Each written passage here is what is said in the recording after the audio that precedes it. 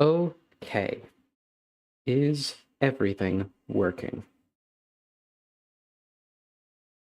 Let me do an announce.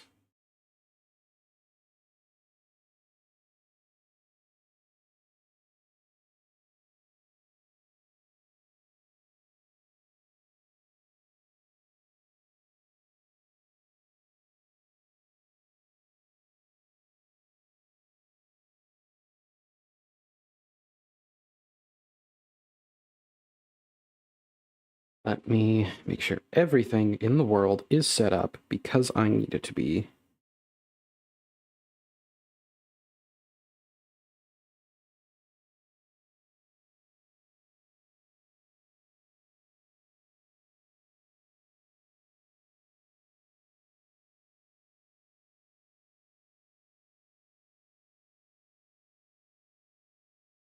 Okay. Let's pull this down here. Every time.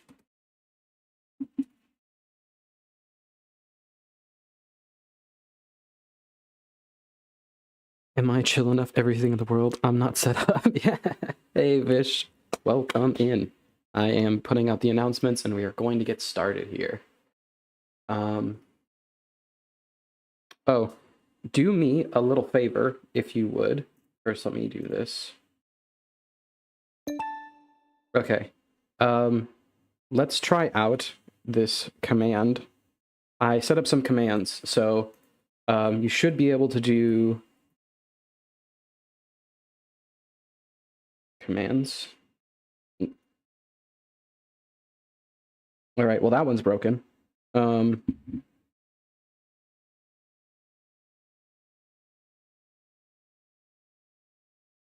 Try doing exclamation point question.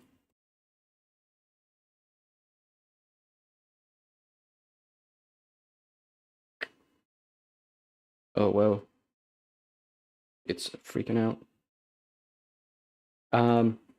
So do, like, you can do question or Q, I think. Nope, that's still yelling at me. I made the command consume the thing when it's written, so I can't show it to you because it keeps going away. So let's try it this way.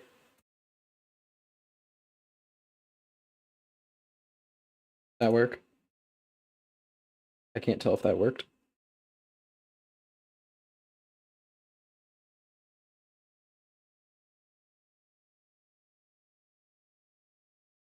It looks like it's working for me. Here. How about this? You can do exclamation point question or exclamation point Q, and that will, why don't you have access to that command? You should. Okay, the Q worked. So if you type a question after that, I have these little documents. So you could see right here, it'll print out your message and it will give me that as a question so I can read it off during the stream. And then the same thing with feedback. So feedback or FB. So if you have feedback to give or questions to ask, I can funnel it through this. Let me see if I can quickly fix the other commands. Oh, kind of annoying. Yep, there it is. So I figured that would be a good way to get people to ask their questions and not just get, lost in chat.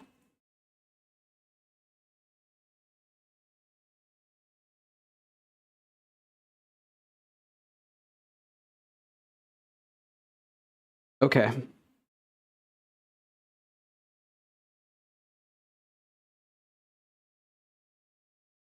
Another thing, do you see the overlay? Because I have the overlay.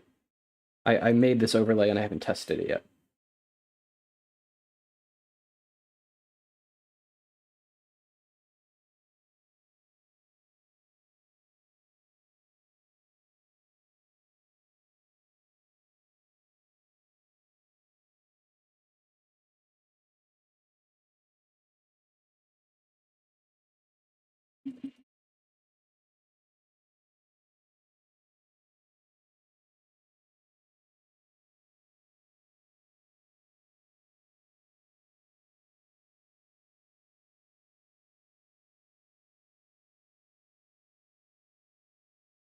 I'm not used to not having music. It's so quiet. All right, maybe maybe add a command window overlay. I don't know what that means. If you're referring to those, are you referring to anything else? I've totally lost the plot here. I don't know what's going on. I'm trying to set up too many things at once. All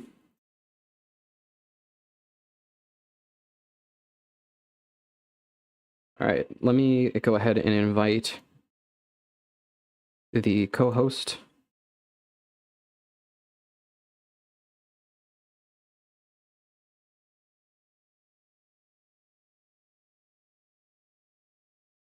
Okay, start that.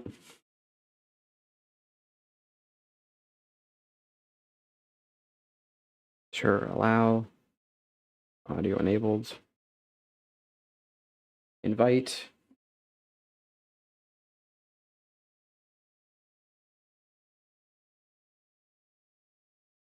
How will people know that the command for question? So I was saying add a command as an overlay so people know how to ask questions.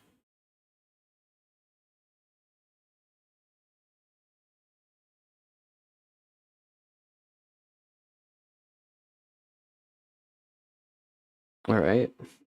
I'm gonna look at that in a second, Vish. I'm gonna make sure that I can get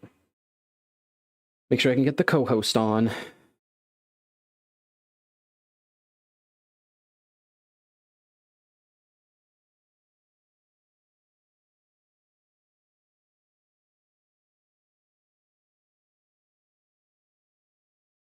Okay, that should be updating the overlay. Chat overlay plus team overlay and game overlay is visible. Chat overlay, yeah, that makes sense. Team overlay. I don't know what team overlay. Oh, hello. Hello. How are we? Doing good. Ready for a party. How are you doing? I am doing very well. I'm doing very well. Thank you for asking. All right, let's do the screen share thing here. Okay. The one thing I realized that we didn't test too thoroughly is how we're going to do the audio. For the game? For the audio should just come through whoever is screen sharing. That's an option you can turn on. Yeah, I meant for the other participants, like, because we can talk to each other through this, but they're going to be on Discord. Oh, that's a good point. That's a very good point. Well, we'll see how it goes. So I am a little sad because I have fancy overlays and I don't know if I can stream them through the window share. You made fancy overlays? I did on my stream, but they're through OBS, so I don't think I can send them to you. Well, that's okay. We'll keep working on this. This is professional streamer time. This is what this is.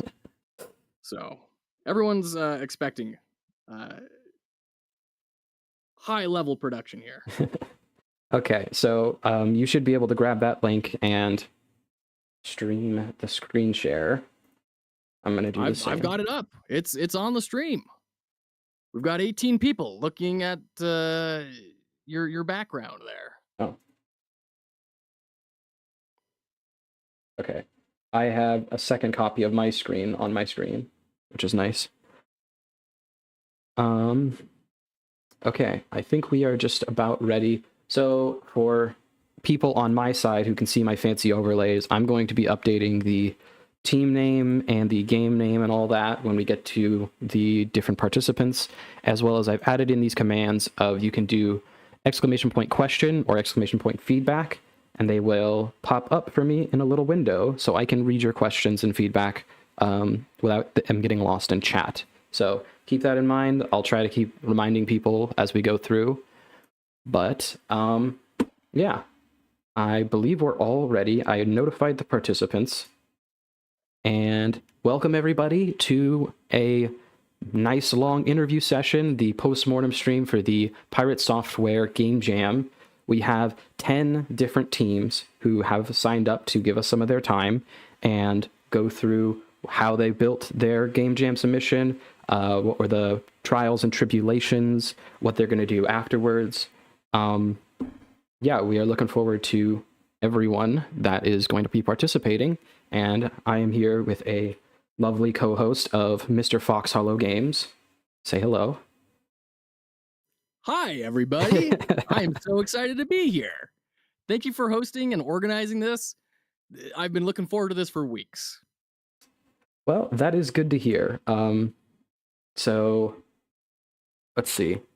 We got a bit of time here. We got like 15 or so minutes before we've scheduled the first person. Why don't you go ahead and tell people on my side what it is that your stream is about, since we found each other over the game jam, and I think you have a really cool mission. Well, thank you. I hope it resonates with people. We are a charitable organization that's dedicated to helping people develop skill sets that they didn't ever even consider developing so that they can enter into the video game industry. So our entire goal is to help people build awesome stuff. If you think that that sounds exciting to you, then you're in the right place. You can come over to Fox Hollow Games over on Twitch, YouTube, and Discord. We're doing all sorts of great game jams. All sorts of people are in there hanging out. We've got people of all different experience levels, from have never made a game before, never even cracked open a code editor, all the way to very high up technical directors at very large video game studios. So come hang out. It's an awesome mix of people. We've got a great community, and we're all just celebrating wins with each other and celebrating progress that we all get to make. So thank you, Amanusis, for this space here.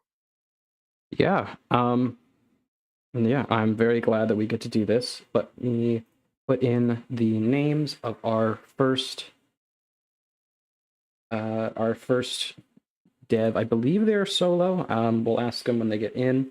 We have Koku Tochichi, I believe is how you say that. They are first up with the interesting game of the Rumor Academy. So yeah, we're gonna still be just starting things up, waiting for people to get in here a little bit. Not trying to rush anything, but look forward to that. How has your stream and stuff been going so far? I saw you doing a bit earlier today. No, it's been lovely. We had the fantastic Code Rad Games throw us a raid for a whopping 20 people, and we've been able to chat with a lot of them and have a really great time. We've been doing some very early pseudo paper prototyping, which has been a really fun experience for a project that we're starting in on. And we had just barely started to crack into not architecting, building out the architecture in GameMaker for our global structs and data structures and everything, getting that all going. So it's been a really lovely day. Yeah, thanks for asking. How about yourself? Anything new, exciting, wonderful in your life here? Nothing too crazy. Like I said, I took the last 2-ish days off to just build out some tech for the stream. I think it's very important to give people their spotlight. So I got together this little overlay and some commands so that if anyone wants to participate in the interviewing, give their own questions, give their own feedback, they can do that. And I have just a little list here that gets updated so I can read their questions and feedback.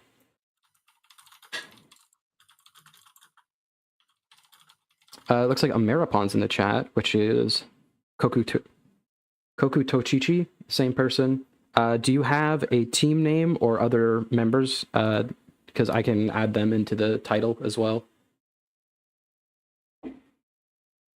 I believe Ameripon has hung around your stream quite a bit. Yeah. The Rumor Academy, I saw them talking about it before. Absolutely. Yeah, Marapon's a longtime friend of the program, so to speak. I'm very excited to talk to him because you're right. He has been in the stream for a while, and he would tell us about the various struggles that they had to overcome and ways that they kind of had to interact with each other on their team. I'm really excited to get more of the full story from him. I think it's going to be an eye-opening experience to hear about. Yeah, it looks like we have more of their team members here too. Do you guys have a team name by chance? I kind of have like a header and a subheader, and I could just put the submitter on there, but some people have a little team name, so I think that'd be fun.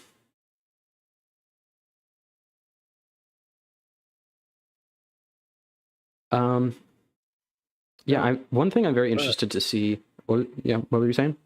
I mean, Eustace, I'm very sorry. We're not actually hearing any of this. I don't know if you're feeding in your desktop audio or not. Hearing what? There's nothing playing. Our it sounded like you were talking to people in a voice channel. Is that not the case? No, no, I'm just talking to people in my chat Okay. currently. Gotcha. Okay, Yeah, great. Ameripon and Curious, two people of the it looks like three-person team. They've joined my chat, and yeah, I was just asking them if they had a preference for how they wanted to be displayed. Perfect. Thank you. Yeah, so I was going to ask you, we've seen a couple of these games already, and also more of games that aren't being interviewed here. One of the things I really like is seeing the different ways that the theme was interpreted, all the different ways that the whole it's spreading thing kind of got spread around. Have you seen, like, what were some of the more interesting interpretations of that theme that you've seen? You know, I love that question. I admit I'm very surprised at the amount of jam on toast games that got built. There's quite a lot of them. But some of the stuff that I have really adored was honestly two of the earliest ones that I played. They were very early submissions. There was one called Catacombs and Creep, where you are this weird mushroom dude jumping in a ruin. And every time you get to the end of this level, you restart back at the beginning. And there's a little bit of the ruin that has now turned into this living fungus stuff that is trying to eat you. And every time you get to the end, you go back and there's a little more and a little more fungus and a little more fungus until everything just is gaping maws and trying to devour you. And I thought it was fascinating. I thought it was an amazing psychological experiment of repetition with variation because I played that same level like 50 times trying to figure out what the heck I was actually trying to accomplish. And it gripped my brain. I put all sorts of artificial narrative into that. I'm sure was not the intention of the creator, but I thought it was a fascinating experience. And then the other one that I loved and just I mean every time I boot it up, and I have booted it up many times, I just end it weeping, is Positivity is Spreading by Radu. It is phenomenal. By the way, I'm going to throw that in my chat because everyone should go play Positivity is Spreading. Catacombs and Creep 2, all of them. You should go play all of them. But Positivity is Spreading, just, it's such a warm hug from a game creator to everyone else. And I just, every single time I play it, I end the session crying. It's magnificent. Yeah, I have seen quite a few interpretations that were story based that I actually really enjoyed, and I wasn't kind of expecting that since my brain works a lot more mechanically. I was very much like interested in seeing like, yeah, there's a lot of like fungus. There was some ant stuff, not just my stuff, but there's like Eldritch was something I saw was a common theme. But Yes. the amount Yeah. of people who kind of took it in ways I didn't think about was really fun. So what were some of your stances? What were some mechanics that really stuck out to you? You said you're very mechanically minded. Yes. So I'm very much like technically. That's my background is in like more technical stuff. So there was some interesting design mechanics. There was a lot of color I saw that was people trying to find some way to do color matching.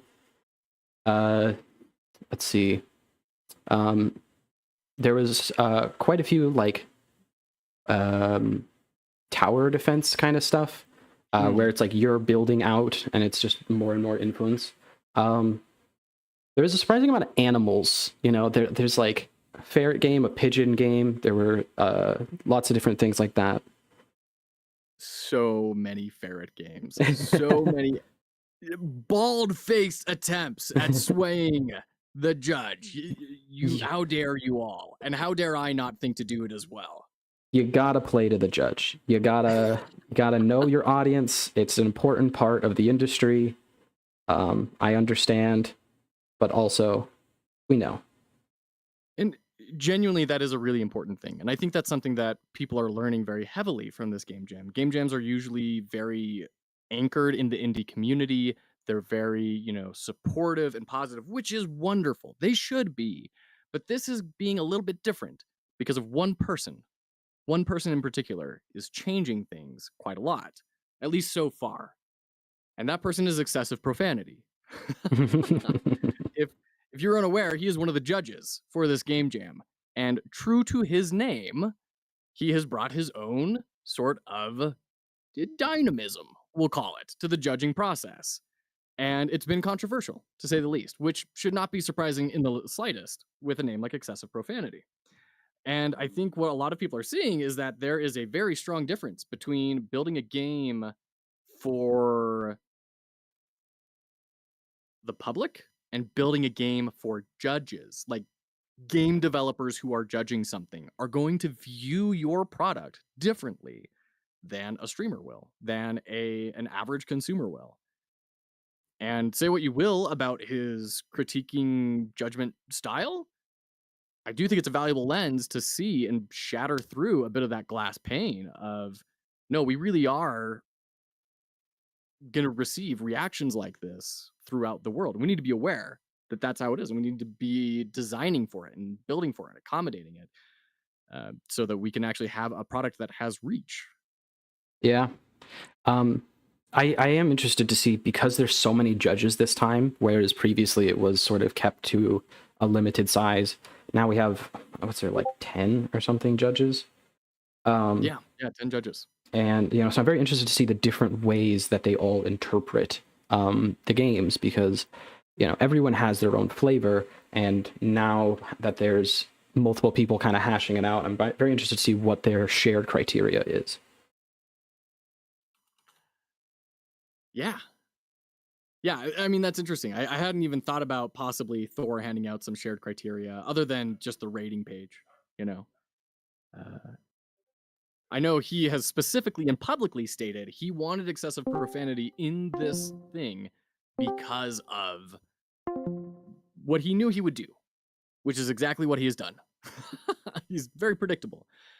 And so and he said the only stipulation for these judges is that they give their honest opinions along these specific categories. We're not coaching them to avoid saying anything or to specifically say anything. We just give them the categories and they go rate. So it's interesting. It's a big lesson because a lot of excessive profanities reviews for games have been from people asking for them. People in his chat, from what I understand. I don't watch the stream personally. I've watched a couple of clips in recent memory, but it sounds like he's taking volunteers and then people are throwing their stuff up and then just getting torn to shreds, especially along specific genres that he does not like. And so once again, it's a great lesson for designers. Solicit input from everyone, but be selective about who you receive input from, because they may just straight up not like the thing that you build. It's not for them. You don't need to worry about it. And when you're getting judged, you want to make sure you're getting put in front of judges that are going to be sympathetic to what you've actually built. Yeah, that is a very good thing to keep in mind. It's as much about achieving a specific goal as it is building your own skills. As much as it would be great if you could just build whatever and everyone would be appreciative, that's a very wide scope. That's a very broad topic, and so it's sometimes better to focus on landing a specific audience or landing a specific mechanic before you try to take on the whole field at once.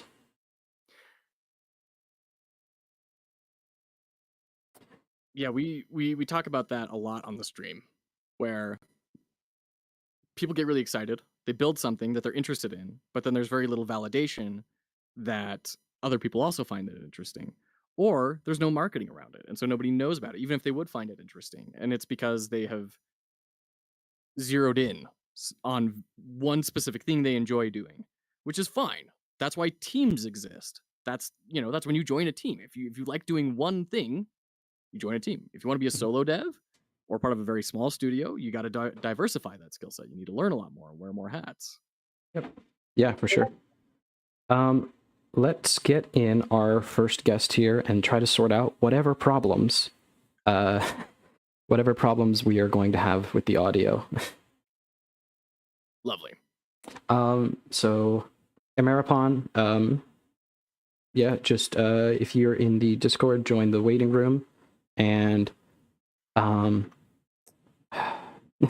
trying to figure out how to do this. So I think both of us join the interview room so we can have that conversation. There might be duplicate audio, and we will try to figure that out.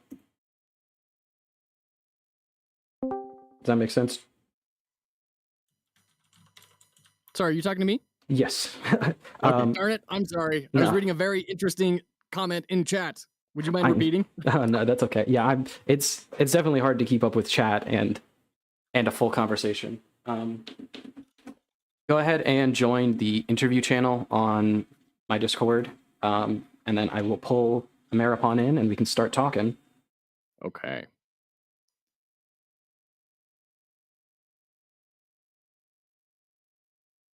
Sorry, I'm only seeing the waiting room. You're only seeing the waiting room. Oh, that's because you do not have the right role. Give me one moment. You could join the waiting room too, and I can just pull you in. Okay.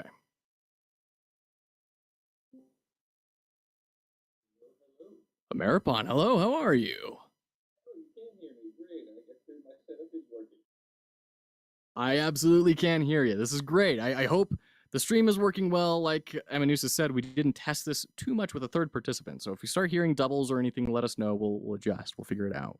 All right, I'm going to move you guys, so you might stop hearing each other. Double. All right, hello. Hello. So yeah, I think we got all of us in the same room, and we are ready to go. I'm sorry. I'm getting a double here. Let me mute myself. It's your stream. You have to mute your stream.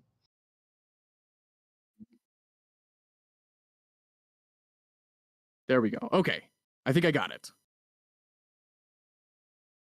Yes. Yeah.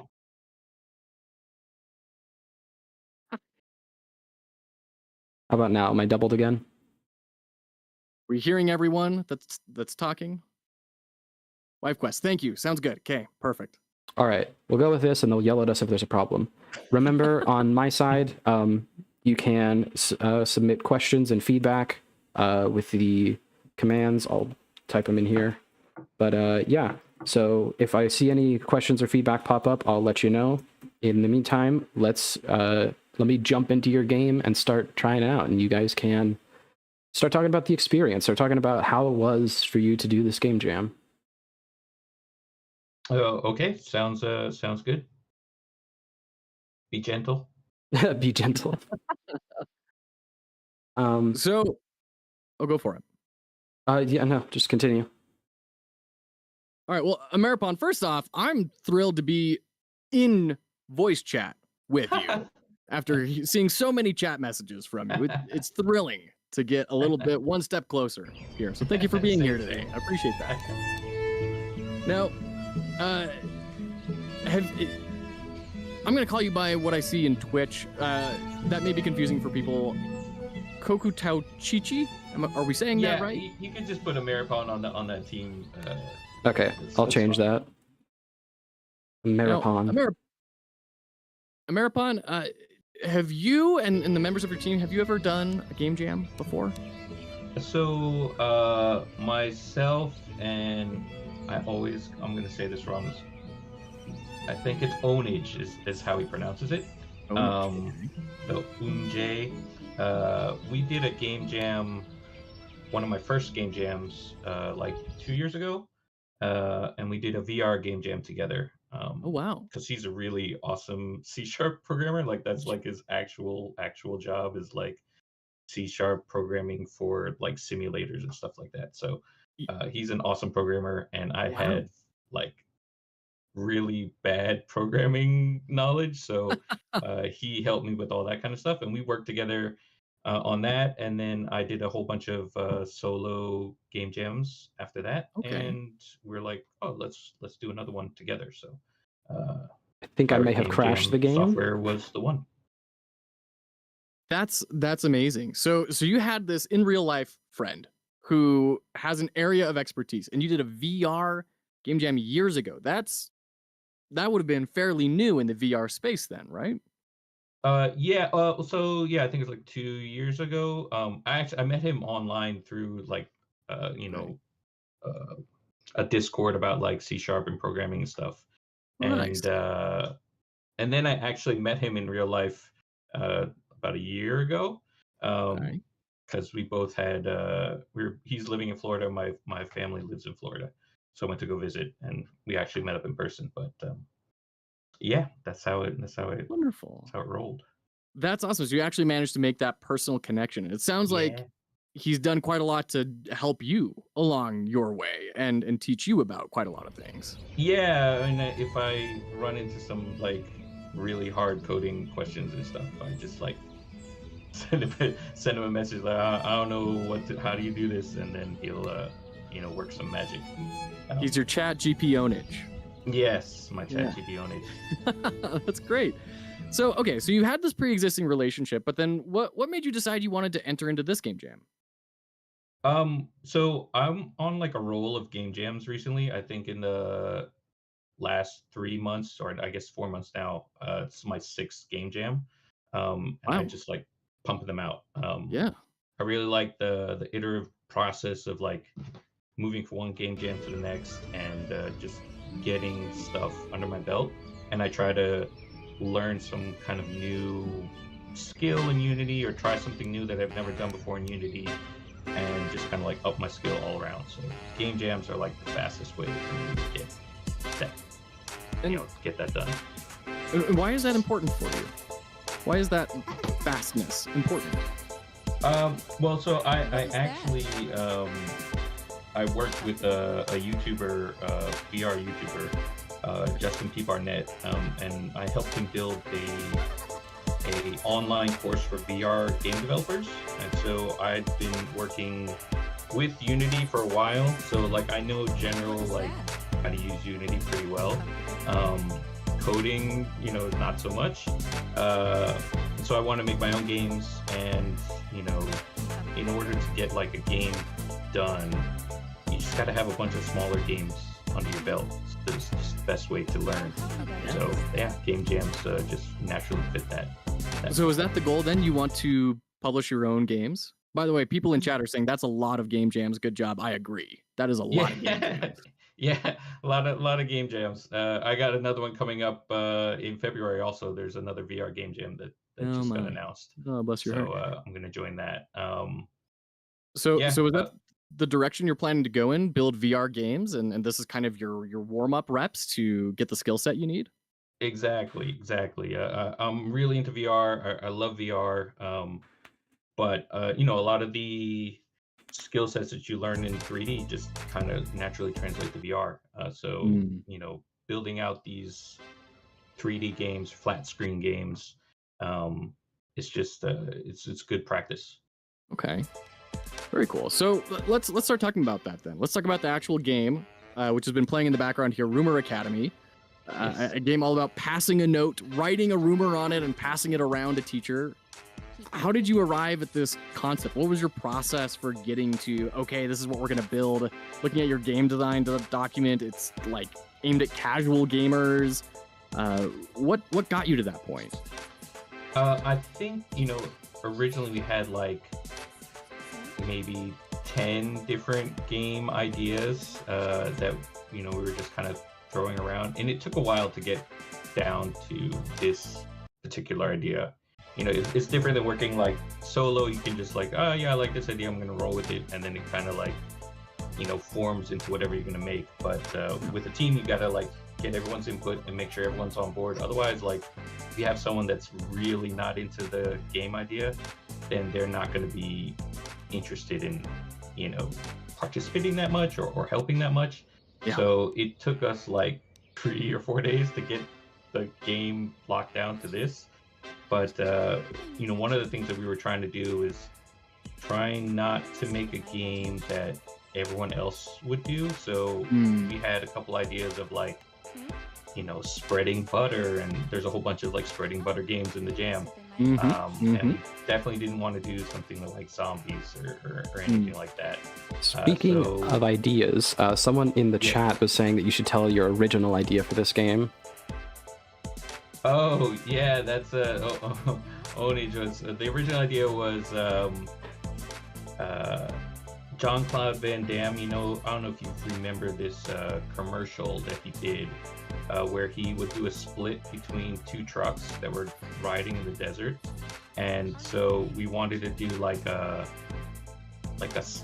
Jean-Claude Van Damme like split game where you control like the distance between the trucks and see how far he can like spread his legs, and you would like dodge cars, and it was kind of like an on rails kind of game. I think it's still a good idea, but I'm not a big fan of those kind of games, even though I came up with that idea. So we didn't wind up going with that one. So. Let me know if you have any questions. Isn't that amazing? That a lot of the times you'll come up with concepts and you're like, man, I'm not really bought on that. And then everyone else is like, I love that idea. And you're like, oh, I shouldn't have really said anything.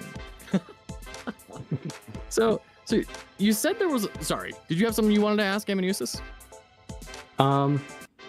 I was just wondering, like, so why is it that you decided to stick to these sort of non-standard ideas? What is it that draws you to like these sort of unique things of like doing the splits or passing notes? Well, number one, especially for like a game jam, of course the goal is to, win the game jam, on top of like boosting up your skills or whatever. I really think we did a good job in our game. I think it's a good game. I don't think it's a great game jam winning game. But I think it's a good game. And one of the things that helps, especially with like game jams, is to make sure like the game stands out. And the easiest way to stand out is to have something that's kind of like quirky, interesting, people want to like share it, or make sure also that it's a WebGL build. Because if you're building for a game jam and there's entries where you can play right in the web browser, people are more likely to actually play that than like download something that pops up with like a Windows Defender message that says like, are you sure this is not a virus? Are you sure you really want to play this on your computer? So that's kind of the reason why we decided to go with a more kind of out there concept, I guess. Okay. Lovely. Thank you so much. No, we've only got a few minutes left with you, unfortunately, Ameripod. I feel like we could talk for hours about your experience, because you encountered quite a lot of obstacles in getting this across the finish line at the end. What would you think was your biggest thing you had to overcome? Since I've done a lot of game jams, I'm pretty aware of scope and scope creep. So I try to at least get the basic game loop in so that you can play the game from start to finish, and then if you have time you can add in all the bells and whistles and stuff like that.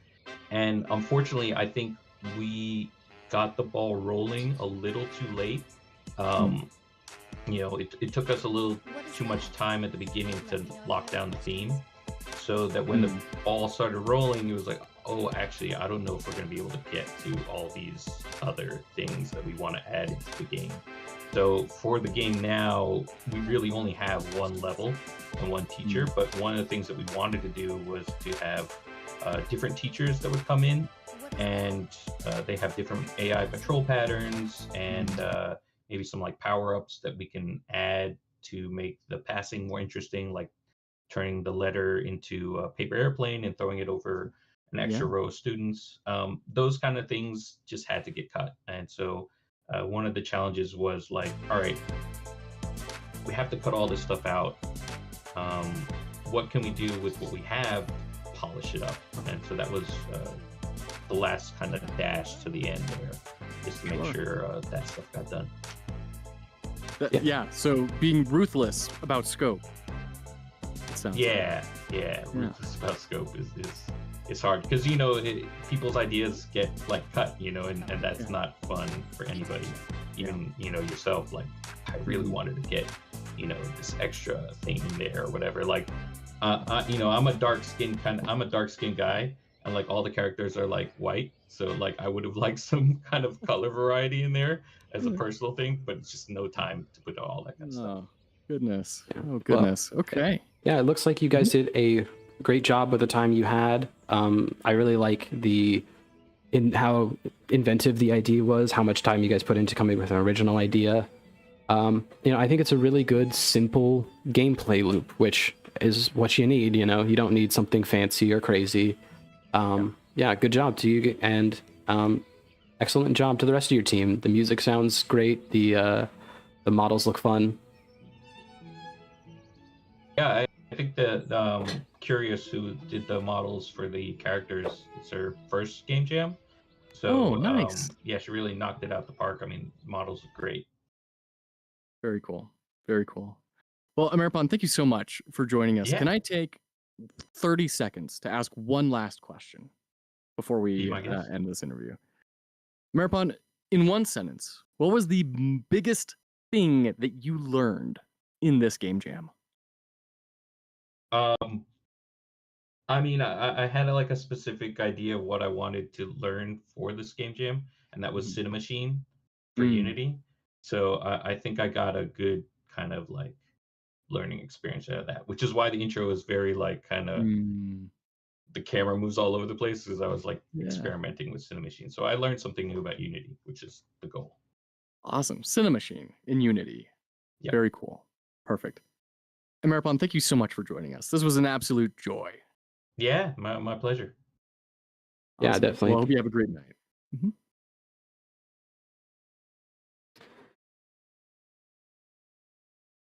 All right. Okay. Yeah, that was. I put a link in the chat. This is Rumor Academy. That was a great job by the team. Let's try to get our next team in here. It seems like they're having a bit of issue joining. But yeah. So you played through this submission before. So what did you think of the overall gameplay? I did, and while I was playing it, I could feel the sadness of the scope creep. Ameripon was on the stream while we were talking about it, and when I was going through, it took me a while to kind of get the feel for the teacher and everything. That's all just feel stuff. That's stuff you polish, right, over time. But the entire time I kept thinking, man, I really I haven't watched much Naruto or anime or anything, but like I remember one scene where all the kids in class in Naruto are like in this ridiculously impossible test, written test, and the entire point of the test was to see how well you could cheat. Can you cheat without anyone noticing? And I thought it was a fascinating concept, and that's all I could think of when I was playing this. And I heard him say in chat, yeah, we really wanted to do a lot more, and it hurt. You could tell that there was a lot of pain in not getting to that scope. But I think they made the right call in the end, because they got it across the finish line. And that's more than like 6,000 other teams managed to accomplish. That's a big deal, right? Yeah, definitely. So I think it worked. I think it was a good job. Yeah. Yeah, I think it's very hard to realize that even just getting something through the door is a challenge, and it's definitely always hard to part with those ideas that you were very fond of. So I am downloading the game, and we have our next team members ready and waiting. So this is, let me update the, what's it called? You know what it is, the overlay, that's the name. So their game is Colorette, a platformer where you play as a ferret spreading paint over the world. And we have our team coming in here. Let me pull them in and say hi.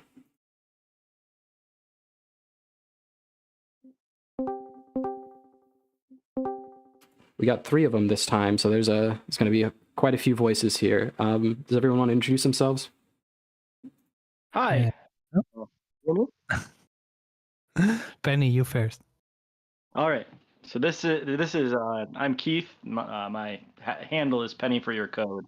I was kind of the jack of all trades. I did a bit of coding, I did the music, and helped out with just a little bit of brainstorming and logistics.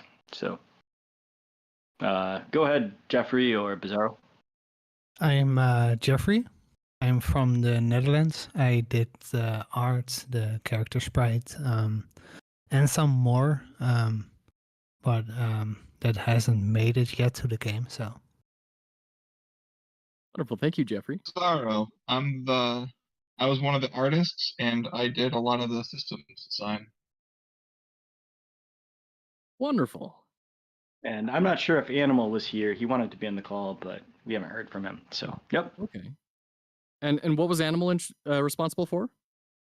He did a lot of the heavy lifting on the programming. He was kind of, I would say, more of the main programmer. I did a bit of backup. I know a bit of Godot and a bit of programming, so I was able to help. But all the shaders and a lot of the elements were his work.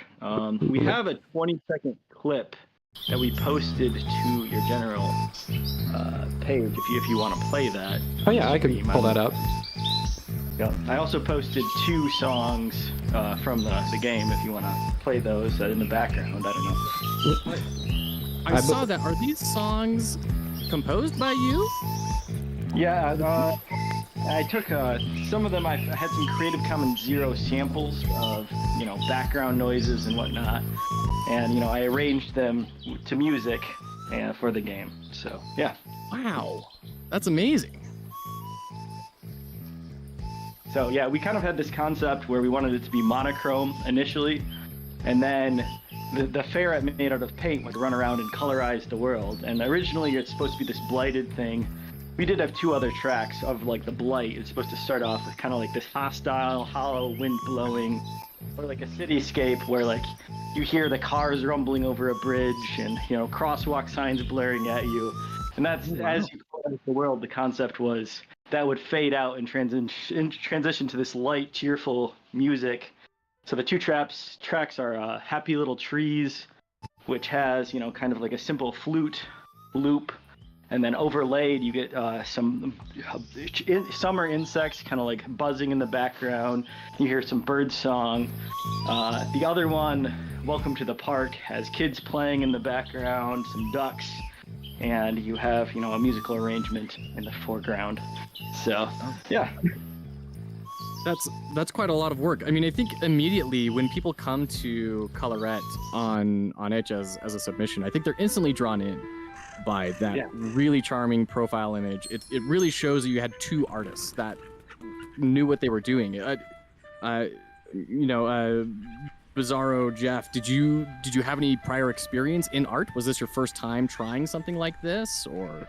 Well, it was my first time doing pixel art. Okay. So I did the character.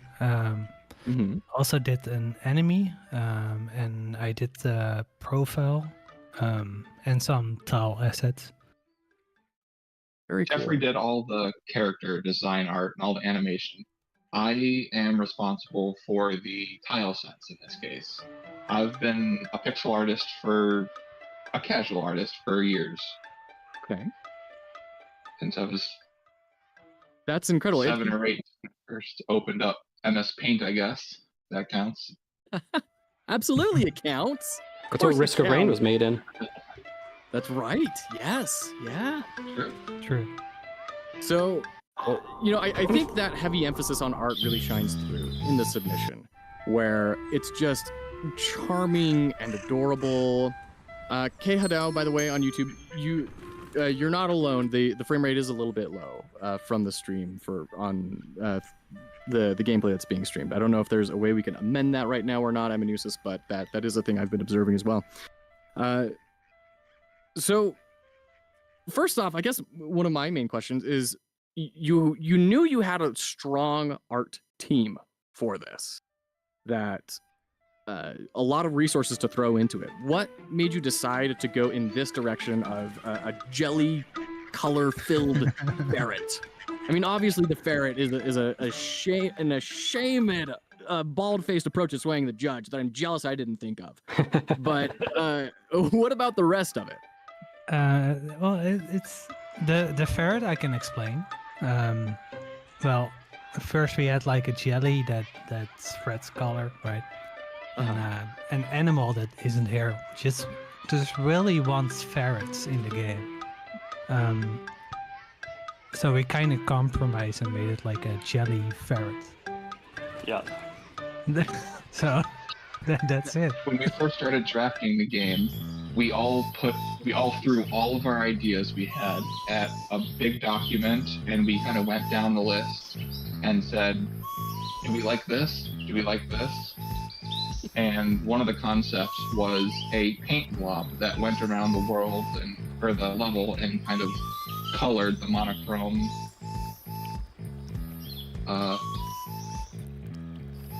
And then Animal was fine with basically any of the ideas, but he insisted there has to be a ferret in the game. Yeah, I was actually concerned about the ferret at first. I was like, oh man, everybody's gonna do this. Pirate Software, they have this ferret rescue. But Yeah. Actually looking through the submissions, I think we're one of like 3 or 4 games that I can find with ferrets. So I was kind of I thought it was gonna be a very generic idea, but actually Animal was right. That was a good call. I thought it would be too on the nose too, but then I saw Jeffrey's character design for this, and I'm like, oh, I love. Yeah, it's really interesting that you had a teammate that was very set on a concept. And I think in a lot of teams, that sort of doggedness could result in tension, and it could result in a team falling apart. But it sounds like you worked very hard to compromise with each other, and then the result of that compromise, in my opinion, is a very novel and eye-catching idea. Yeah, and we had to leverage a couple tools once or twice. Initially I'll let you, Jeffrey, have the mic in a second. But we did develop a Google form so people could actually vote on the ideas at one point that we submitted. So that was a democratic process. And we had to winnow it down a little bit because everybody voted for their own. And then, you cut out the chaff and you had a few strong ones, and we were finally able to filter out a winner. And kind of like, I was running that. I was glad I was transparent with the voting because I missed that it wasn't a tie when I calculated my votes and somebody else caught that. I was like, oh, yes, we can move on at one point. And so that was one thing. I made a mistake in counting, and somebody else, because we were being transparent with that, it made it just way easier. And we were just able to move on. Yeah. That was. Yeah. Oh, that's very fascinating. I kind of like, I got kind of like pushed the team leader role on me. Well, I didn't want to, because I brought everyone together. So I did like a lot of meetings, and I set up like voice calls and stuff. And there's always someone in the team that really wants to push his ideas. And that can definitely result in tension. What you have to do is just compromise and give and take, if you get what I mean. Do you still regret being sort of the de facto team leader, or how has that experience changed for you over the jam? Yeah, kind of regret it, like kind of. But Penny took like a lot of the roles also on him, so he kind of like, especially at the end, Penny really took the leader role with him because it was like crunch time, and the art was done, more than done actually, and it was really what can we put in the game still. Yeah, and it was a ticking clock at the end where I wasn't sure. Animal was doing some fixes and working really rapidly, but I was starting to get concerned they wouldn't be done in time. So I did go ahead and compile a version of the game to make sure we'd have a submission. And, you had a backup. Yeah, there was some tension. Animal was worried I was trying to oust him, but I was like, hey, it's not an ego thing, man. Everybody's worked really hard on this, and I just want to make sure we have something, because we have like an hour left, and we don't have your version. And like the version I had, unfortunately, like the ferret didn't change color; it was just gray. So I'm really ready to come through under the clutch. I didn't want to submit that one, and he came through. He did awesome. I made a mistake with some of my commits. We did GitHub, which I guess I was talking to somebody from another team. Apparently Google Drive has some of the features integrated now where you can do backups, but I was not aware of that. Interesting. So we might have been able to divert some of this if we had done Google Drive, but I did not have that knowledge. So we did GitHub. We were doing pixel art, which doesn't have large enough assets where you have to do something else. But I thought that was the best way to go, but I guess it's not. So, My goodness. yeah. But, it came through. We had to scrap a few ideas on the way, but I'm really proud of what we were able to throw out there. We wanted more levels. We wanted, each color of paint to instill different effects on the blocks and the character, so you could have more of a puzzler. But what you really have is a game where it's level 1, it's a demo, and hopefully we can build off that if the team still wants to continue. Oh my goodness. There are so many more questions I want to ask, just like we had with Ameripon. I feel like we could talk about this for hours. I'm looking at your game design doc. I feel like there's so much story in all of these things that say not started, not started, not started. And once again, that story of ruthlessly cutting scope. I'd love to hear more about that. I'd love to hear about kind of what is most impressive to me. I mean, I was very impressed by the project. Playing it, the art is amazing. You can tell it's very well implemented. It's very stable. But what has been most impressive to me is that relationship dynamic you've navigated, which, ends so many things. Team PB&J, we have about 30 seconds left. Could we get maybe just one quick sentence from each of you? What is the biggest thing that you learned during the game jam?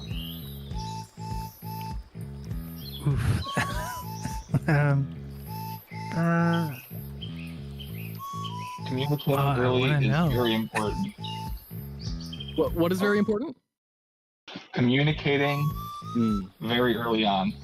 Yes. Oh, Yeah, I I think clear communication between the team members and what we are set to do and what the game is about, to make that very clear. Because we had the trouble that we were designing different games. I think I'd say two things. One is be prepared, like the Boy Scout motto, but because there's a lot of things we could have had a sample mock-up of a platformer in Godot day one, made sure everybody could get that working on their machine and tinker with it a little bit, so we were all on the same page from the gate. And we would have had commercial rights to that, which was what the rules defined.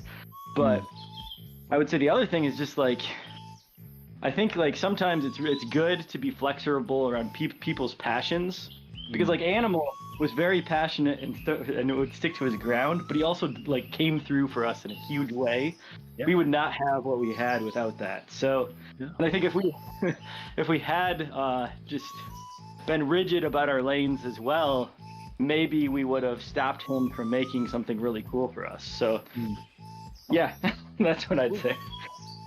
Wonderful. Well, Bizarro, Jeffrey, Keith, Benny, Team PB&J, thank you so much. Animal as well, who's not here. We're sorry we missed you.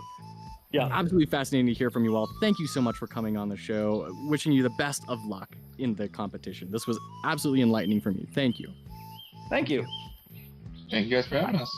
Yeah, thanks. So yeah. So, I do wonder how many more Ferret games we are going to see. I think this is the third one submitted to the game jam that I've seen, but I'm excited to see them regardless. What did you think of what they were talking about with the team struggles? I know that I personally have experienced that a bit, but I don't know if you have had any experience with that. Absolutely. I mean, whether it was in the game jam, we definitely had differences of opinions on the team, and that's something that I've learned to navigate through for 10 years as a product designer. Right. My job really is not designing a lot of things. A lot of it is facilitating design, and it's getting people in a room to discuss things and get a rounded opinion on things. So I took that approach in our game jam, and we had a lot of disagreements, but I valued every single one of them because I think it led us to a better design because we were able to handle those tensions in a positive direction. Right. Yeah, that makes a lot of sense. Well, we got another one, just one after the other. We got our next guest in here, so let's pull them into the call and we'll start talking to them. Love it. Hello, hello. Hello. Hello, Kurisu. Welcome in. Thanks. Am I saying that right, by the way, Kurisu? Yeah, you can. Yeah, you can call me Progs if you want. Frogs. I'm I just gonna joined your mention that. Discord server earlier today. Hello. Oh, hello. Great. Wonderful. Well, Amanusis is pulling this up right now. Progs, you made Escape Darkness for the Yeah. Game Jam. Was this a solo effort, or did you have a team involved in here? No, it was a solo effort. It was actually my first time on Godot, so I wanted to learn, well, how it worked, and I guess I did that. You definitely did, yeah. That's awesome. So, what made you decide I want to do a game jam and I want to learn Godot for that game jam? That's not only I'm doing something wild and crazy, I'm going to do an extra difficult thing and learn an entirely new engine for it. Well, it's more that I wanted to learn Godot for other games because I'm planning to make other games. It's not my first time on game development. I actually did a lot of Unity and Unreal Engine. Mm. And, well, I wanted to learn Godot and the Pirate Jam. Well, I watched some of the Pirate Software live streams and videos, and I was like, yeah, why not just start, right? Because I have to go on Godot one day, so let's just go now. And I have a time limit to learn. I have a goal, so let's do that. Now, I'd imagine your prior experience in Unreal and Unity and building projects in the past made that learning curve a lot faster for picking up Godot. Yeah. Basically because I already knew what the features did, right? So I just had to search for them, and it was rather easy on Godot, actually. So I'm curious. I've been seeing a lot of people move to Godot, and Godot has a very strong Twitch streaming community, very tight knit. What was it that made you decide? I know Unreal, I know Unity. Now I really want to go to Godot, because a lot of people would view that as a step backwards in terms of technical capabilities.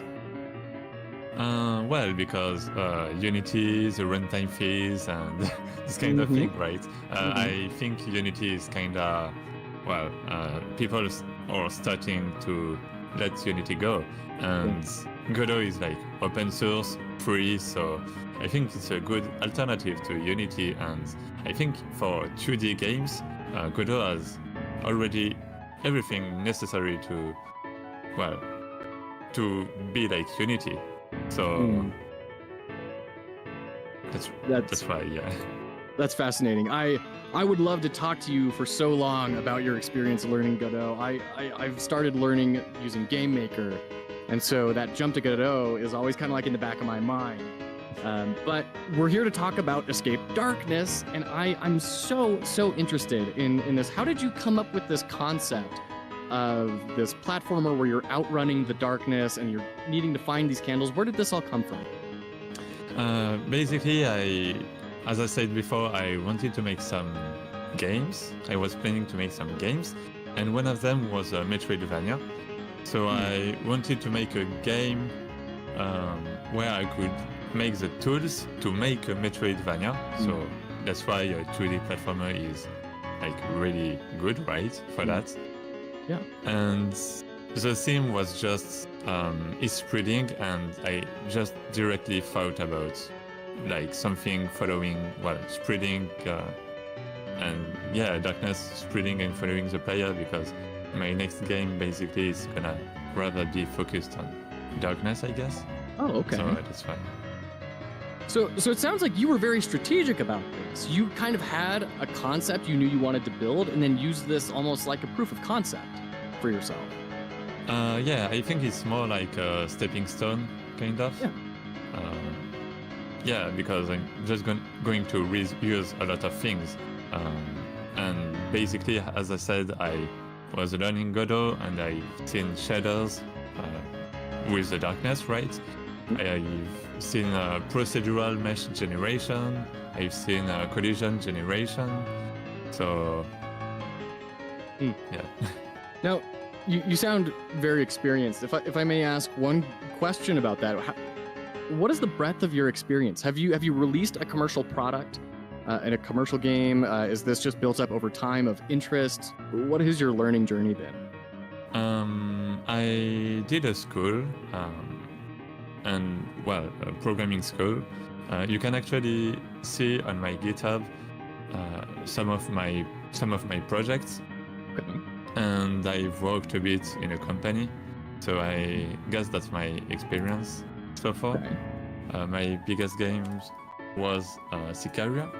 I can link you that if you want. Sure. Sicaria?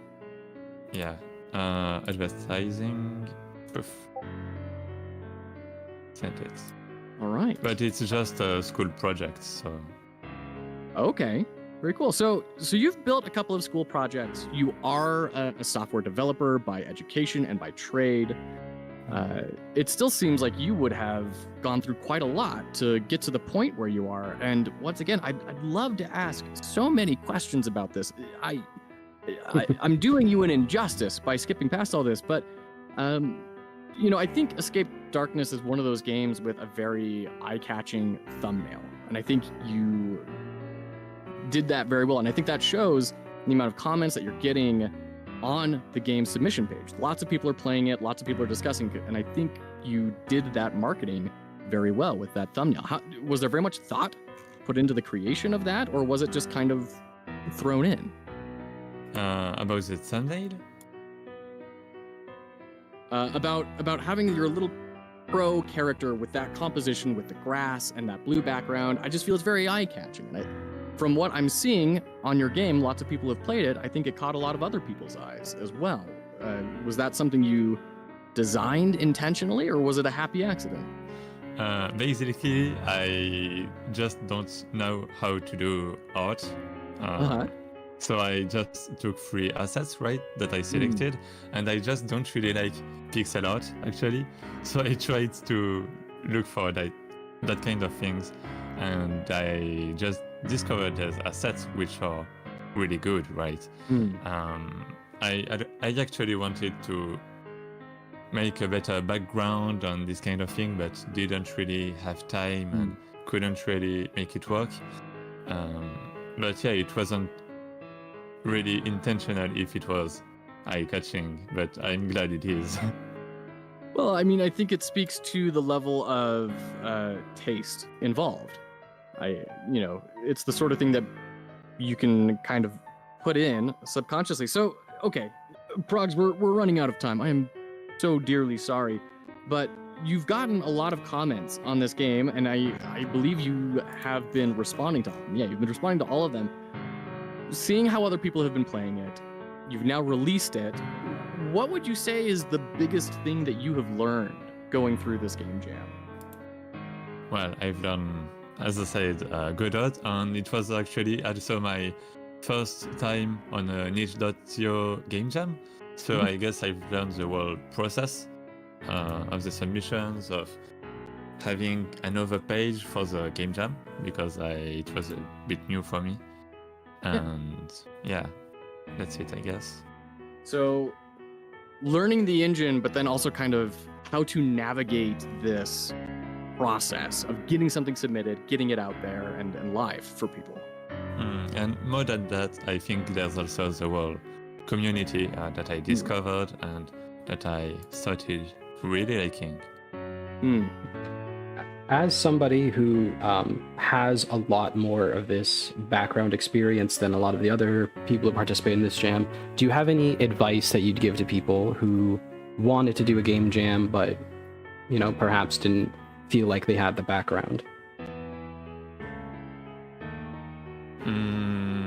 Well, I think a game jam is a good opportunity to learn because it's time limited, so you don't keep on yourself working on bugs and this kind of thing.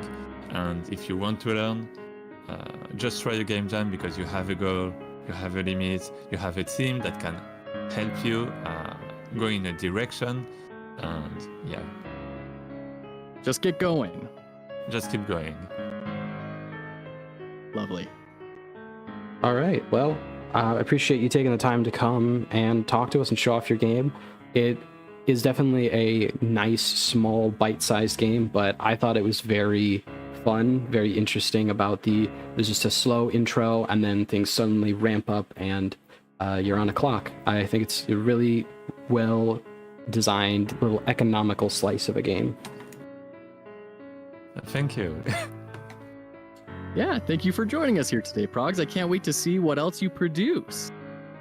Thanks. Yeah. All right. Well, that was Progs, creator of Escape Darkness over on Itch. Wonderful submission. I'm going to put that link in our chat again once more. Yeah, I forgot to link the last one, so I also linked Colorette in my chat. So you played this game before as well, correct? Escape Darkness? Yes. Oh, yes, of Yeah. course. So how did you feel playing through this game when the darkness started chasing you? You know, I really liked it. I'll tell you the moment that really stood out to me the most was choosing a path, getting to the end, finding a candle, and then it said time to face the darkness. And I thought, what? I'm in a dead end. And I realized I need to put the candle up and backtrack and go through. And that was such an intense moment. And I literally felt brave doing that. And it was an awesome, impactful moment. I think that would be a very big sort of mini apotheosis moment to hammer on in a full version because it felt awesome. Yeah, I definitely agree. That was, I didn't want to interrupt what was going on, but I was holding back some noises as I realized I had nowhere to go. Yeah, that was very great. Forcing you into a dead end, forcing you to interact with this mechanic you could have probably avoided throughout the whole time of holding up light and avoiding the darkness. I love that. It's great. Yeah.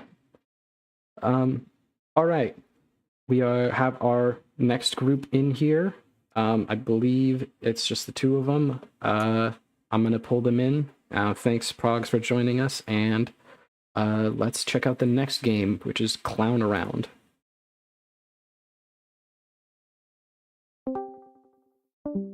Hello. Hello. Can you hear us? Oh, yep, I can hear you. Loud and clear. Perfect. Thank you for joining us here today. It's a pleasure. Thanks for having us. Well, it's our joy. Do I have these names right in the Discord here? We have J-Tone and Lavathon.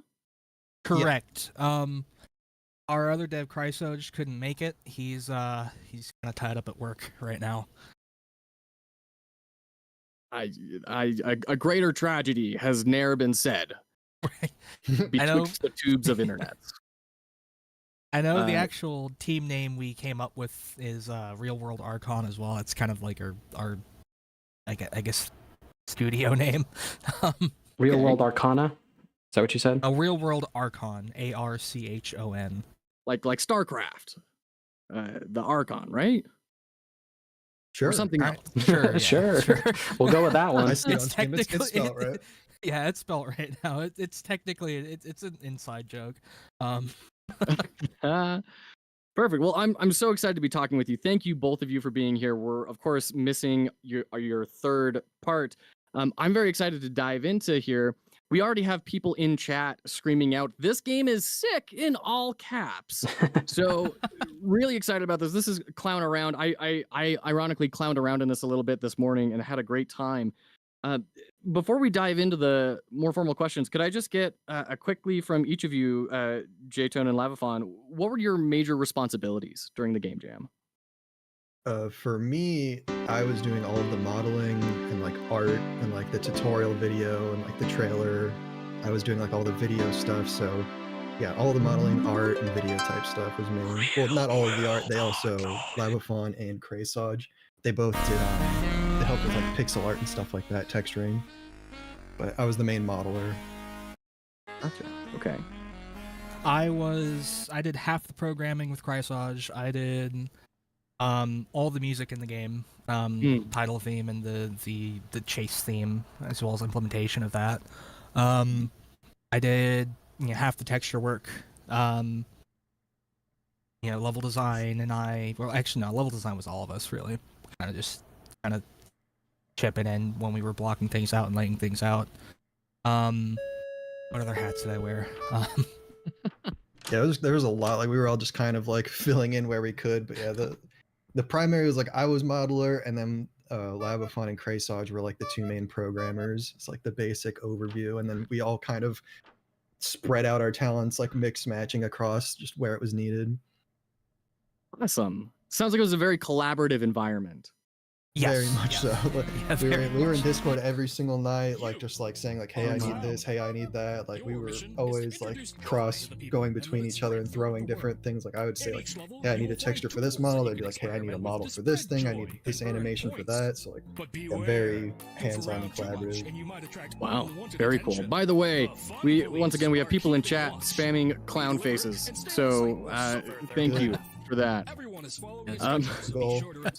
That's great. So you said this is our, I guess, studio. Do you three know each other in real life? Is this something you've done in the past, or is this a new thing? I know J-Tone in real life. Shoot, we've known each other since high school. And I've known Chrysage since 2014. So I've known them both a long time. I know J-Tone and Chrysage met each other through me, very recently. Yeah, I met Craysage through this game jam. So it was like me and Labafon knew each other, Labafon and Craysage knew each other, but me and Craysage didn't. So we met for the first time through the jam. Labafon's the friend anchor. Got it. Yeah. Pretty much, yeah. I'm the glue. Bridge. Perfect. So what made you guys decide we're gonna do a game jam? Like, that's kind of an absurd thing to consider, especially if you don't even really know one of the other people being involved. That's 2 weeks is a long time to be in Discord every night, collaborating with each other. It's a very specific and funny story between me and Labafon. So basically, like, there's a game on Steam called Night at the Gates of Hell, and a friend gifted it to me for Christmas, and I was playing it, and it's a good game, and like, I don't mean this as a slight to it, but I was playing it and streaming it, and Labafon was watching me, and as I was playing it, I was like, I feel like we could make something like this, not like in a negative way towards the game, but they did a lot with a little, so I was like, I feel like I could make 3D models, like, because to elaborate, I started modeling like 2 weeks before this game jam, like. I have not been modeling very long, so like all these models, like it was like a New Year's thing. I was like, I want to learn a new program, so I'll learn how to 3D model. And I knew that Labafon was like into coding and stuff, and he had talked about making a game. So I was like, what's stopping us from making a game? And he was like, oh, like I don't have anyone to model. And I was like, all right, I'll learn how to model. So that was kind of how like it started. But then instead of just jumping straight into making a game, he was like, we should do a game jam first. And I had heard of Pirate Software through like just how everybody has like through TikToks and YouTube shorts and stuff. And I was like, oh, he's doing a game jam. We'll start this one. So yeah, it was basically us just playing a game and being like, I feel like we could do this, and then trying to do it. I love that story. That's one of my favorite things to hear about is just, I've never done this before, but I'm going to try it. And for what it's worth, J-Tone, I would never have guessed that the person who made this only had a few weeks of modeling experience. It's very low res, of course, but it feels intentional, right? Yeah, I mean, it was intentional yeah. because I was like, the easiest way to get learning and like, I've been using Blender, and the easiest way to start learning was to just, do low poly stuff. And like Labafon, like that was always what he kind of wanted to do, was like make something low poly. We wanted to make a low poly horror game, but then we're kind of doing the opposite now.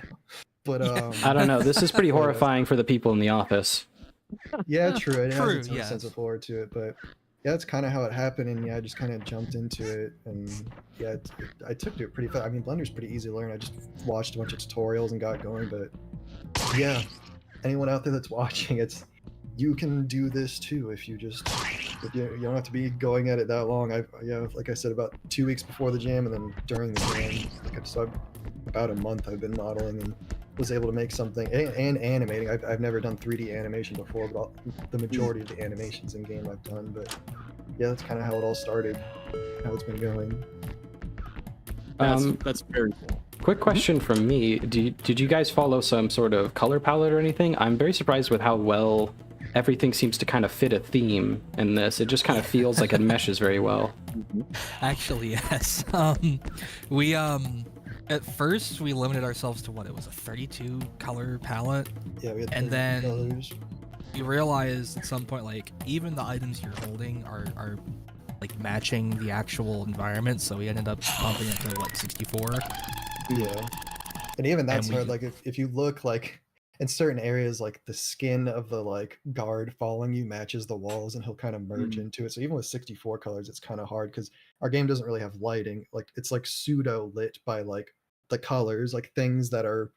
When I was modeling and changing the colors of the model, I kind of like make the tops of things the brighter colors and the bottom things darker to like kind of fake lighting, basically. Sure. But it's difficult working with that little bit. Yeah, that wasn't even a concept I had thought of. That was Kraysage's influence, because I was just modeling and just slapping colors on stuff. But he was like, "You should probably follow a palette." And I was like, "Oh, yeah, that makes sense." And then we kind of went off with that, and then we added more colors later on. So yeah, it's 64 colors is everything you see. There's only 64 colors.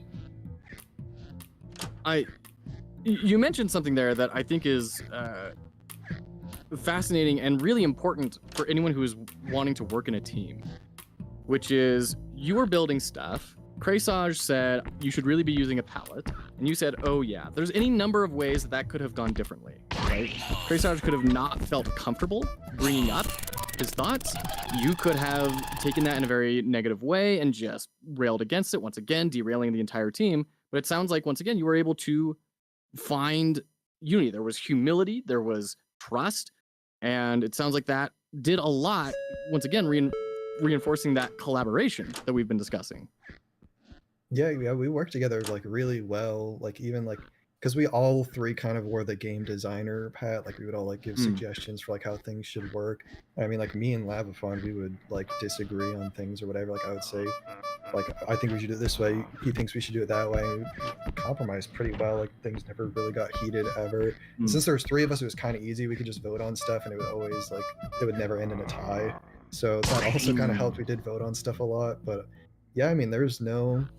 Yeah, it went by like super smooth, very, very like everybody was super nice. I mean, as long as you like, it's all about delivery. Everybody was super cool with each other. Yeah, it was worked out really well. Yeah, there really wasn't.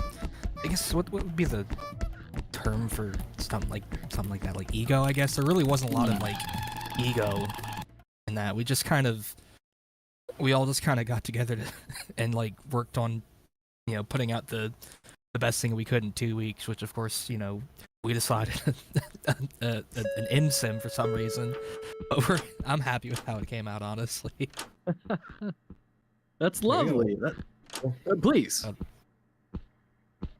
No, yeah, I was just elaborating. Like I can't believe how much we managed to get done in 2 weeks. Because like it's very complex, like under the hood. I mean, I can't speak to that as much as they can, obviously, because I didn't do the coding. But it's just like the amount of stuff going on in there. Like, yeah, they were pulling like I wasn't working nearly as much as they would. I was like, I would get off at like 11, and I would like look at my Discord, and they'd be still in there like 3 a.m. Like they were pulling crazy hours to get this much work in. I ended up pulling like 2 all-nighters in the last week. Like not because like I felt like I gotta crunch this, I gotta do this. I enjoyed working on the game, and it was that kind of that feedback loop of doing something on the game, seeing it turn out well, and I'm like, okay, well, might as well do this then. And then next thing you know, it's 7 a.m. and I gotta clock into work. Shoot. So, I mean, at the end of all that, was it worth it? Yeah, I'd say so. Absolutely. It's like, even if we win or lose with the game jam, we're gonna keep working on this project. We already have plans on how to expand it. We're already working on refactoring some of the systems, because we do have a lot of systems layered on top of each other, but the way we kind of did it was very get this out in 2 weeks. Um, and not we didn't really design the actual programming, like the systems we programmed for, like we designed them for the scope of the prototype, not the scope of the game. They definitely So didn't, we they kinda had didn't to future-proof it. They just, it was the get it Yeah. done mindset. Just like Yeah. like there's certain, like I think what is it? The way the cake on the face works is like basically every single NPC has an invisible cake on their face. And Yeah. then when you hit them with a cake, they just make it visible. That's how the cakes on the face work right now. Yeah. Obviously Same with the that's not pies. ideal for like moving forward, and they're gonna have to refactor that later on. So like there's definitely some things, some compromises that had Yeah. to be made just to get it done. There are some hacks, but I'm happy with like how we were able to put out the schedule system and like the NPC interactions. It's like, there's 7 or 8 schedule blocks throughout the day, and all the NPCs will move around what they're doing. Like they'll go interact with something, or some special NPCs have a specific like schedule that they follow. Everyone else will essentially, they sort of have a, at this time go work, at this time go wander over here, at this time go back to work, and then at this time go wander over here instead. That's really interesting, because looking now at your game design document, I see part of the plan was having this be a part of the immersive sim genre. And Correct. I didn't get that when I played, because I just, full on Danny DeVito, I started blasting. You I can didn't do pick that. up schedules. And I think that's fascinating, that there was this whole other side to the game I didn't experience because of my play patterns. Yeah, I mean, Yeah, that's the thing with an immersive sim. You can play it pretty much any way you want. Yeah. It's just, the how well that goes kind of depends on, I guess, different. Like, I mean, you can go in guns blasting, right? Just blasting people with, with the horn. And then, I mean, if you know all the routes and everything, you can evade the guards pretty easily, or you can, spray them with water before they tase you, and they tase themselves instead. It's a funny one. Yeah. That was like one of the first things I wanted to do when you were talking about like getting a guard system in. I'm like, if they're gonna tase you, you should be able to like spray them down with water, and they end up shocking themselves. Well, that's fantastic. J-Tone, Lavafon, and we miss Chrysosage, or excuse me, Chrysage. But thank you so much for being here. I know that throwing a banana peel at an approaching zombie orc guard chasing after me and tripping him up and getting him to run away and start bothering other people was a real highlight for me this morning. So thank you for building this. Thank you for putting it out. We'll put the link to the game again in the stream. Thank you for being here, and wish you the best of luck in the competition. I have one small question before you leave, and that's who did the death sound, because it's pretty great. Oh, that was me. That was 100% me. Like, It was all of our voice acting talent. yeah, the actual taser sound. Surprisingly enough, there's no public domain taser sounds that sound clean. So that was something I made in. It was Element Mass. I took like a waveform, modified the hell out of it with filters and things like that, and then I just recorded my voice over it. Well, Same thank with you for the, that wonderful the guard noise. sound as well.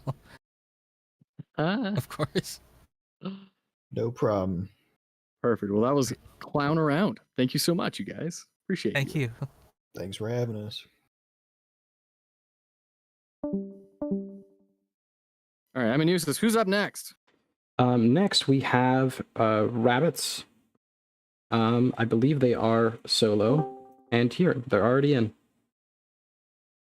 Hello. Hello. Rabbits. Hi. How are you today? Doing fine. Let me just give me just a second. I was just muting the Twitch channel, so I didn't listen to myself twice. Yeah, sorry about that. I pulled you in kind of fast. Yeah, no problem. Okay, so that's 2 Bs, I believe. You're missing one. Yeah, we're He's missing fine. your programmer, right? Riceratops. Yeah, exactly. So he couldn't make it. Like we're in Europe. Like Western Europe, so it's kind of almost midnight here. So he's probably sleeping or about to. I don't know. Also for me was I mean, to me it's better that it's actually late because well, I have a toddler and he's like he's asleep now finally, but it's been like an interesting night. So yeah, I believe that. I've got nearly a 4-year-old myself, and we're gonna have a newborn in a few weeks. So I know what congratulations. you're describing. Yeah. Congratulations. Well, thank you. So, no, it So- was yeah, go ahead. Sorry. No, you're fine, Rabbits. I'm really excited to dive into this. Rabbits and his teammate Triceratops built the 98. We're gonna throw this in our chats here. The concept here was really interesting to me. It was very different than everything else that I've seen in the Game Jam. Could you talk for just a quick second about what is the theme of this? Sure. So, when we were discussing the theme, so the way I approach this, I come this from sort of a narrative design sort of environment, and I think a lot about theme. I think a lot about when I'm writing for games. I think a lot about theme. I think a lot about world building. So I wanted to reflect the theme on several levels, right? So the basic thing that if you don't read the GDD, if you just check the game slightly, like there's this thing about there's a fire that's spreading, and I've seen that happen in a lot of things, and I think that's interesting. But we also wanted to touch, like, the main narrative element of the game is that there is a lot of apathy and depression spreading through your to the spaceship where you're actually living, right? So, and that's reflected in the mechanic because you're like the psychologist of the ship, and you basically need to encourage people to break out of that apathy. I love that concept. I love the idea of apathy spreading, and then you're combating that. I think that's a very cerebral take on things, but then I also really love how you heightened the drama behind that, because a lot of times people might say, oh man, I don't know, this sounds kind of boring, but then you say, like, and you're one of 98 people left in humanity, and if like one person is gone, you're not going to be able to repopulate the species, and it's like, oh my goodness, now this is a really tense thing. Yeah, that also comes, I think, from my writing background, right? That's something that you tend to do when you're writing. You're like, how can I make it even more pressing, right? So so the thing is, both me and my partner, my programmer for this, we met a long time ago. We're already on the ancient part of people, because we are both already in our 40s, and we met like 15 years ago maybe, and we met working for a video game company, but none of us were in a development role really. Okay. We started both in customer support, then I moved to community management. He was still in customer support, but he was working more in like a tool development and things like that. And we became really good friends. And then at one point we were part of mass layoffs, as it happens. Yep. So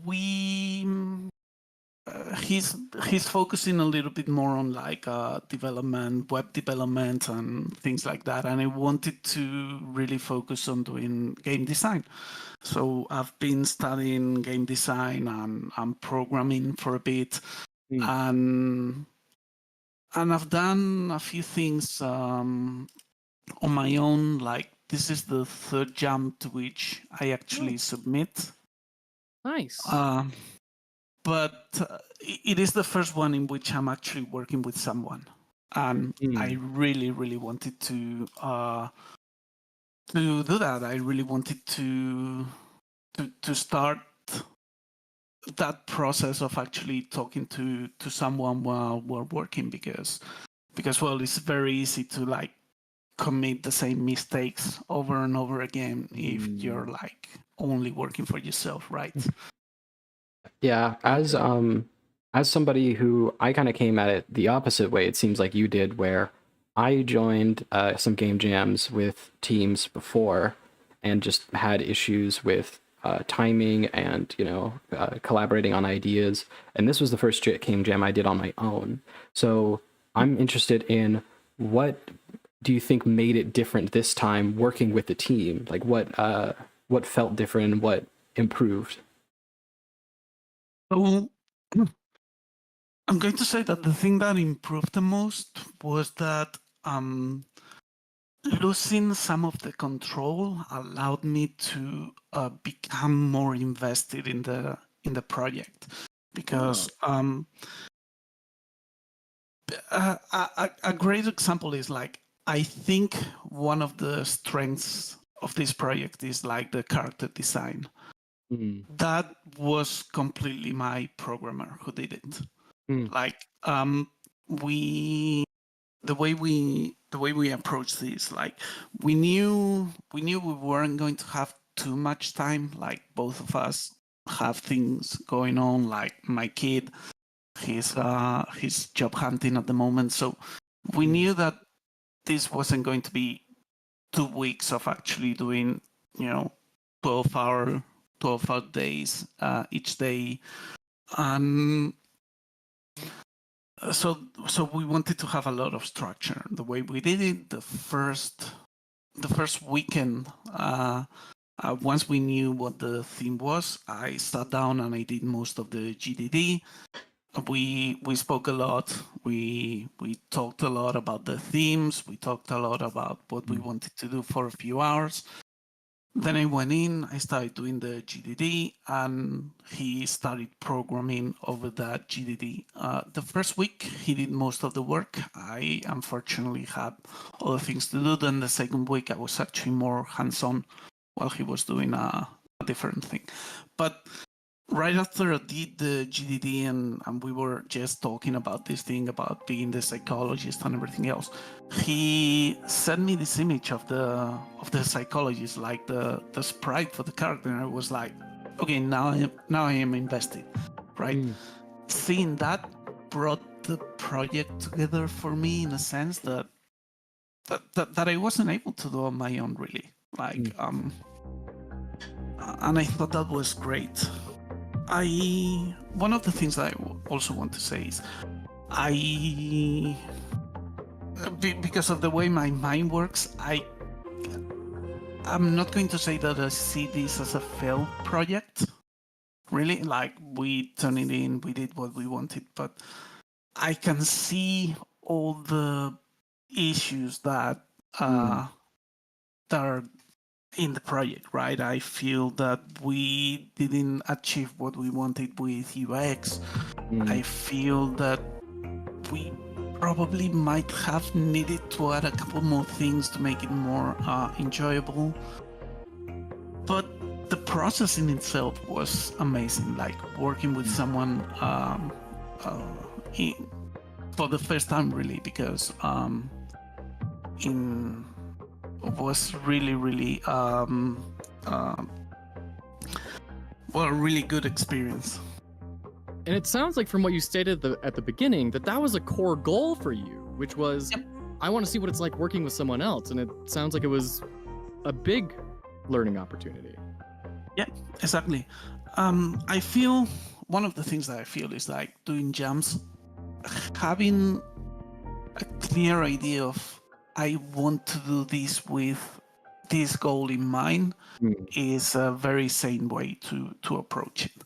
Like when I did the first one, I was just thinking, I had no idea of, I've done like 2 days of Unity, and I was like, I really want to learn to build something together, and I did. Then for my second one, I was actually thinking more of I want to get the sense that there is a narrative happening, and that actually won best narrative on the jam the second jam. It was very small, like it was very small. It's a small achievement, but it is an achievement, right? That people were actually noticing that. For sure. And I'm very happy of how this ended up in the end, because there was like this sense of building something with someone that's really, really great. That's awesome. And really the passion shines through, in my opinion. While I Thanks. was playing this, I couldn't really put my finger on it, but talking with you, it makes sense because that narrative is there in a much more powerful way than many other Game Jam submissions, myself, my own teams included, where this feels like a fleshed out, thought out world, and the power of that really shouldn't be understated. So, Thank you. Rabbits, we are running out of time here, but thank you so much for coming on. Thank you for building the 98 and teaming up with Triceratops, because I have felt enriched while I've played it, and I want to say thank you for that.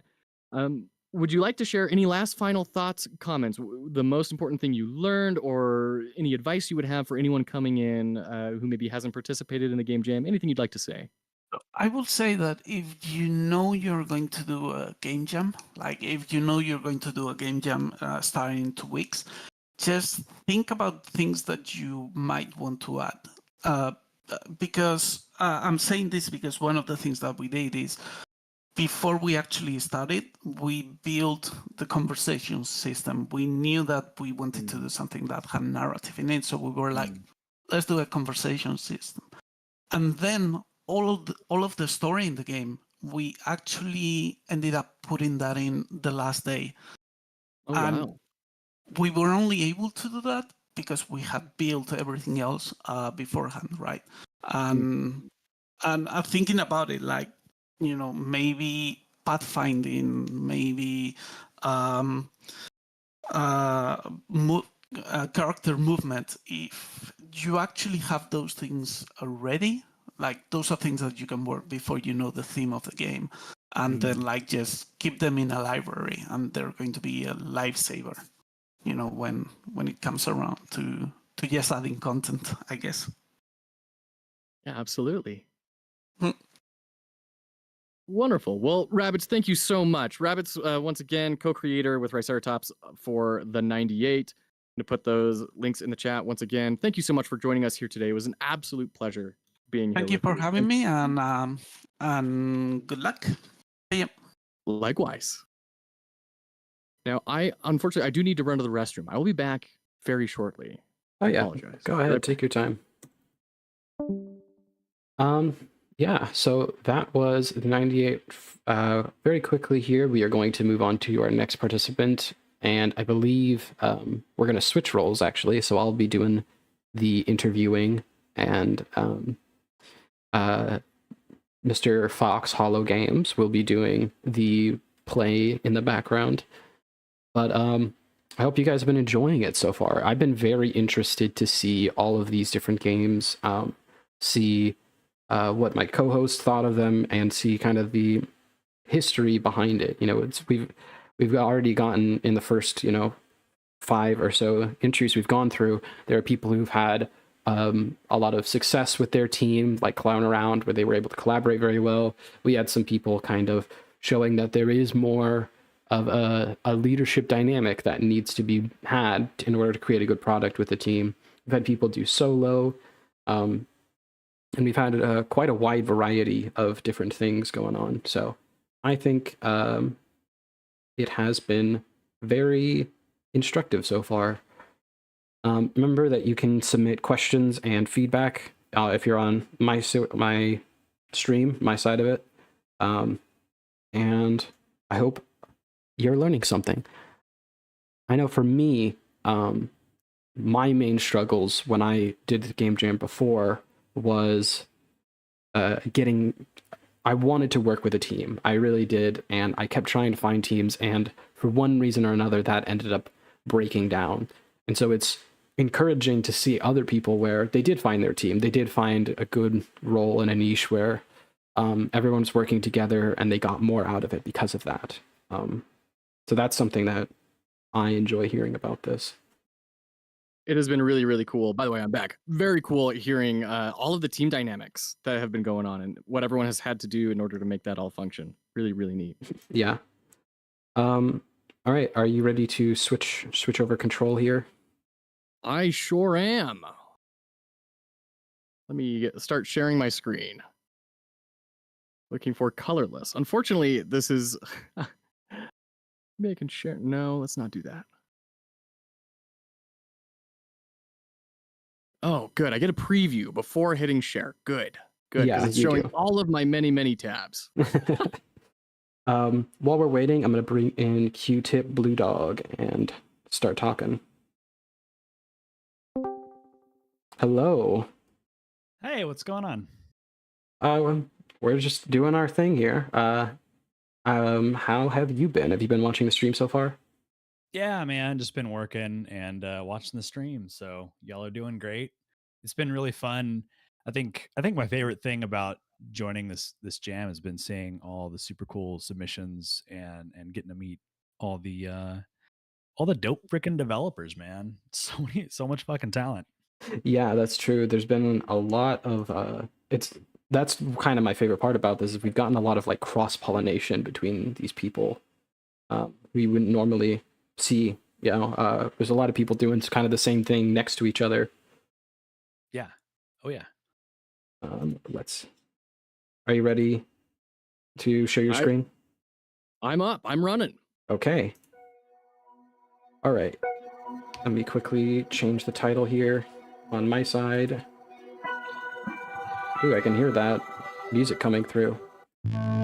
So yeah, I guess the first question is just, did you do this solo or did you have a team with you? Yeah, I did this solo.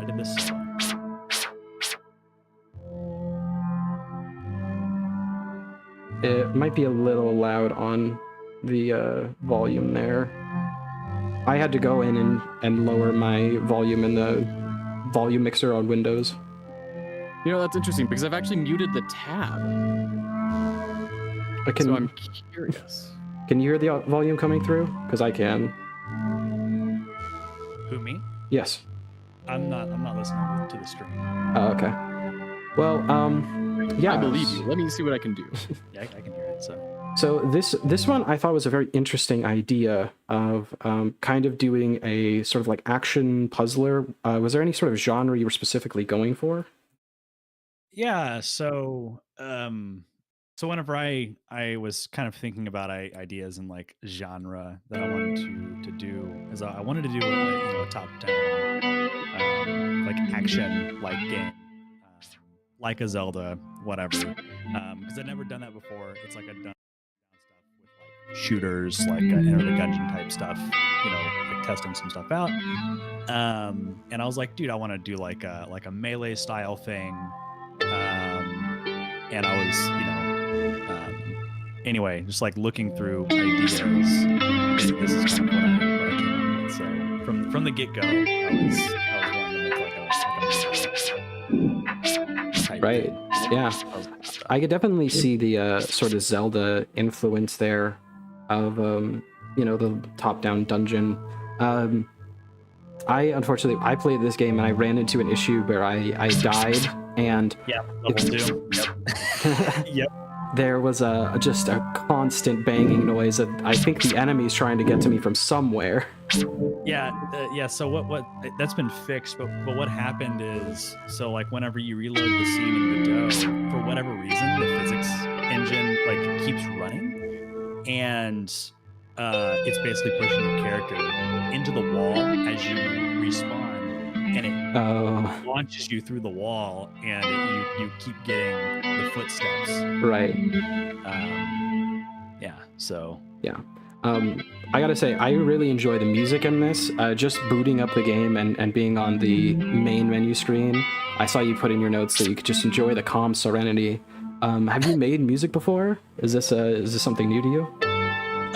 No. So I've been playing music for about 15 years now. And I'm in a band And so this was the first time that I've ever, really kind of went into it to like a DAW and like did everything myself. You're gonna want to go down, Fox. If you go to the right, and go down, you'll Got it. out of the next puzzle. Perfect. Thank you. Yeah, no problem. So, but yeah, so I wrote all the music, and it's all hardware. I didn't use any like samples or anything. I kind of like synthesized everything. That was just like a really eye-opening experience.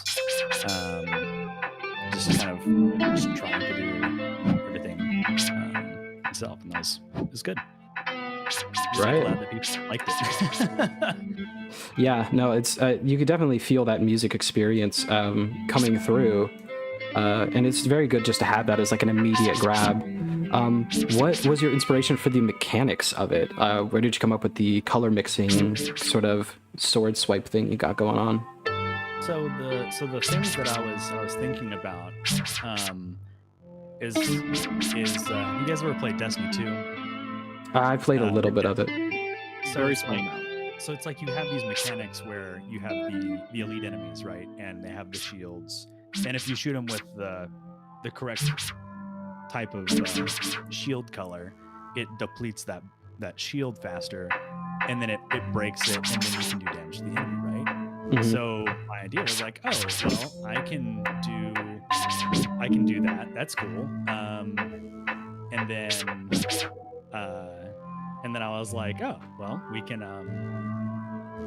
can just do that as like the mechanic. And, Yeah, I mean, it's really, always really good to take inspiration wherever you can, especially in a game jam, just pulling out of whatever mechanics are familiar to you. What was your idea for the boss? Where did you kind of come up with that design? So I kind of wanted to keep, right, I really wanted to keep all the things that the player already had been learning throughout, the couple of levels that I made. So I just kind of like fused that together, being able to, take the shield down on the boss.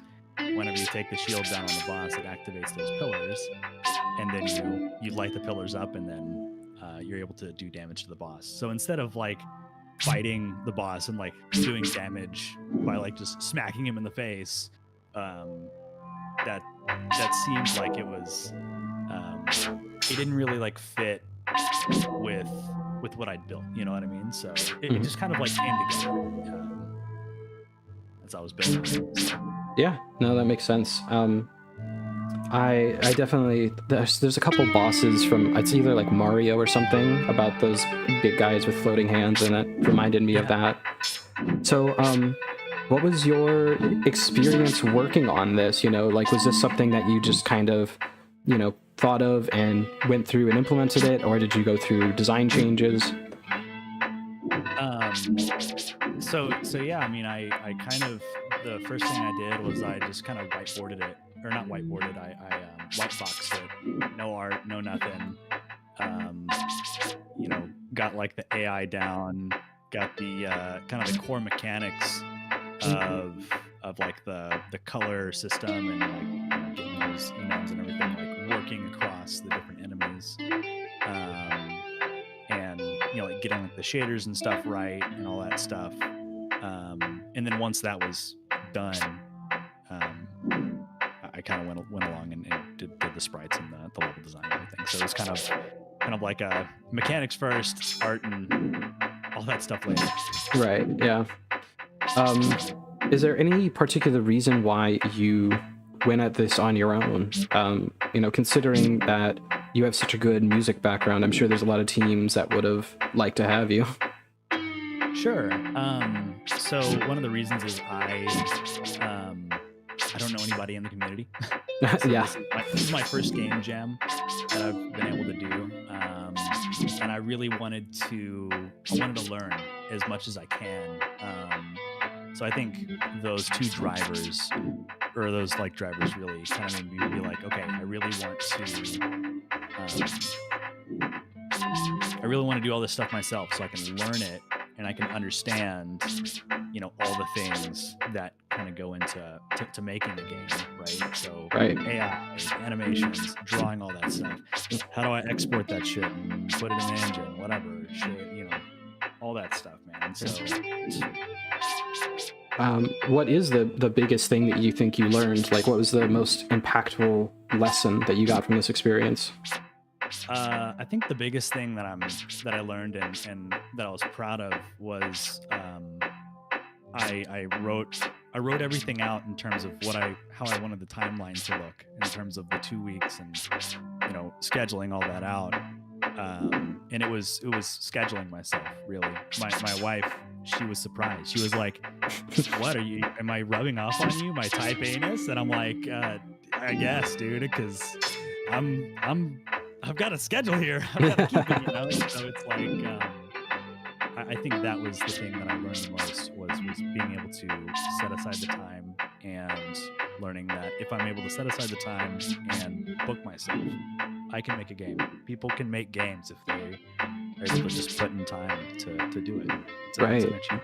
Yeah. So, As somebody who is also chronically disorganized, I always think it's very interesting that if you get something that people are really interested in, they can really hold themselves to it and they can do some cool things. Yep. Do you have any sort of advice for other people in your own situation? There's a lot of people out there who are not very hooked into the community. I really wasn't prior to starting streaming, mainly just kind of lurking on streams and stuff. So what would you say to other people who don't really have a team, don't really have connections, but want to make something like this? I think what you should do is join a jam, right, like this, and interact with the community. I think Pirate Software and probably other creators that do things like this they already have like a built-in community, right? And so like, if you're in it, I've just been going to the game jam general and just been chilling with people and like talking about other games and reviewing stuff, right? And like that's you make kind of these like passive connections, right?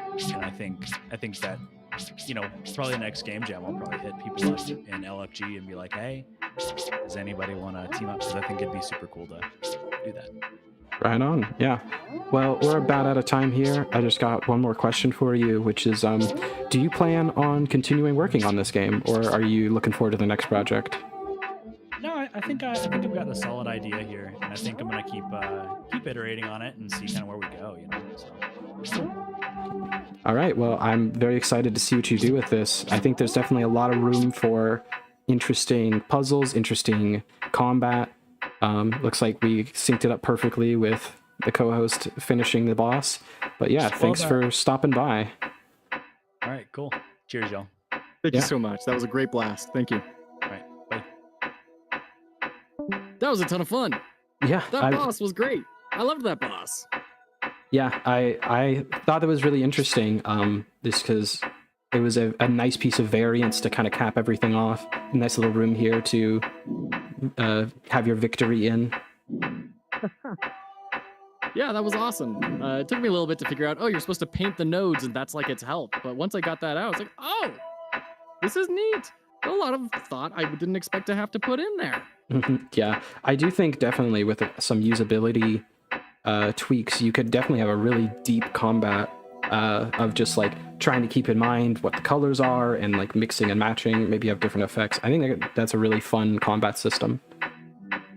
Yeah, and I'm always fascinated with stuff like this, where you can intentionally make it harder or easier based on your UX. Like if you put those colors over specific buttons and it lines up with other UI elements, it can make more intuitive sense and it's easier, you can have it more fluid, but maybe that's not the intention. Maybe it's supposed to cause a little bit of thought. And I'm fascinated by stuff like that.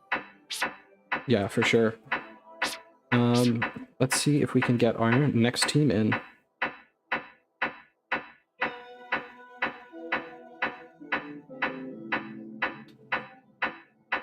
Would you please mind just moving off that? The banging sound is a little grating. Banging sound? Do you not hear a banging sound? No. Oh, I don't know. Maybe you're streaming your audio, but you're not hearing it. But there's a bug that I was talking to him about where somebody will get like stuck in a wall or something, I guess, and you could just hear them constantly colliding. Huh. That's bizarre. Yeah, I had people in the stream saying that they couldn't hear anything. So that is weird. That is very weird. Yeah, Something weird happening with Twitch Stream Together. It is a beta, y'all. It is a beta. So, all right. Well, let's grab our next participant. Hello.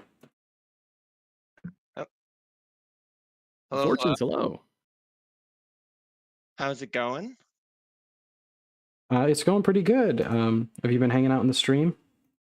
I have been seeing all the submissions and hearing other people's processes is very enlightening. So Yeah, that's kind of what we hope for. So, oh yeah, you, I don't know all of your teammates' name, but you and your team made Pigeon Coop. yes. Funny that you pronounced it that way, actually. But yes, my teammate is they go by Pain and Suffering. Kind of just like a nickname. Because when we started out on because we decided this last year in November, October, that we were gonna be like, hey, next year let's get together, let's make a game studio, let's bring your art to life. I'll bring my coding into it. Let's do this. So this game jam was like a first for us. But the game's name is actually Pigeon Coo. Right. Coop is where a pigeon lives, or like a bird's, a coop is the structure that you keep things in. A coo is also the sound a pigeon will make, and a coup, per our game's title, is where you want to overthrow a government. Right. Yeah. So it's a triple whammy pun, actually. Yeah. I thought the inspiration for the pigeons and everything was very clever. There's a lot of bird government puns, so I'm sure that Thor will love that. Oh yeah, it's a very punny game. Yeah, it was a lot of the original title that we when we were writing up the thought of it was sorry, did the tutorial not load up, or I was looking at Fox's screen and you have to I'm not sure click if it. went through the Yeah, so now it'll do There the we go. tutorial. Got it. Okay. Perfect, yeah. But yeah, we originally were gonna call it like Pigeon Apocalypse or something. Because yeah, when we were designing this, we were like, oh, what would happen like if you were in control of a bunch of animals? We were originally thinking like snakes or something, and you were trying to like manage them and send out into the world to like take over stuff. So we were thinking like pigeon or like some kind of apocalypse or some weird setting, and eventually we decided on, hey, what if you took on the role of a pigeon lord, and you were controlling your flock and having that do events to take over the world. Right. That's my favorite title, by the way, I've ever seen in gaming since Chicken Kicker from Fable, the original Fable. So well done. Pigeon Lord's great. Thank you. Thank you. Oh god, I forgot Chicken Kicker from Fable was such a good game.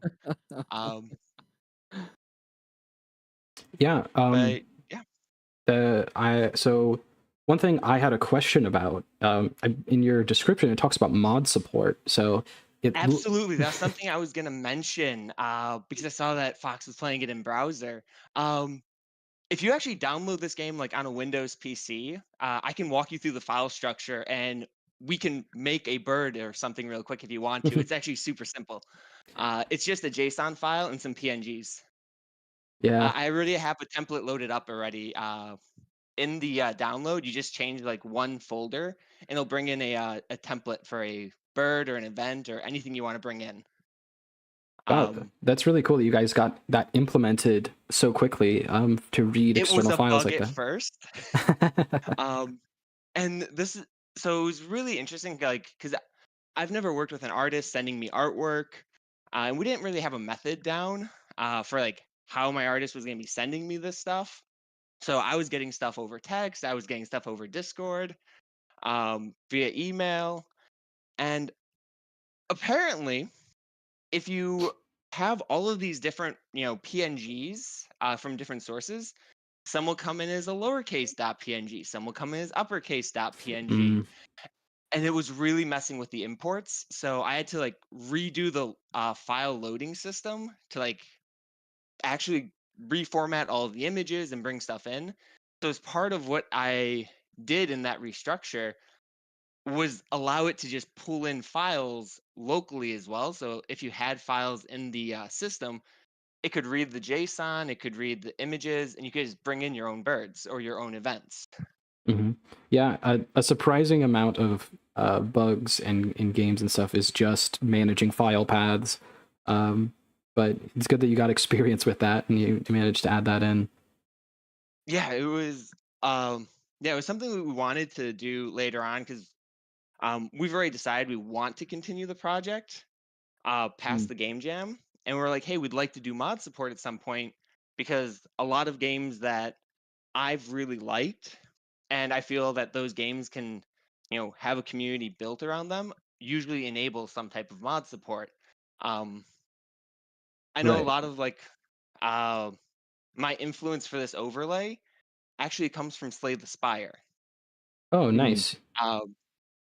So I don't know how much you guys have played Slay the Spire, Too much. but yeah, it's if you notice, like the center of the screen is where all the action is happening. This is where you're reading your story, you're seeing what rewards you can get for events. That's where everything is. That's the player's main focus. If they're like, oh, I want to go recruit a bird or see what's manage my flock, they go off to the side. Kind of like in Slay the Spire, where like you can look at your hand at the bottom, or you want to check out your deck. Those are all auxiliary. But everything that you need is at the center of the screen for the player to. That's where their focus can be. Right. Yeah. It's especially with things where you have a lot of resources like this, it can be very hard to manage visual clutter and informational clutter, so I think you guys did a really good job of segmenting things out and making it very clear that's like nothing's going to overlap. If you need one thing, it's always going to be in the same spot.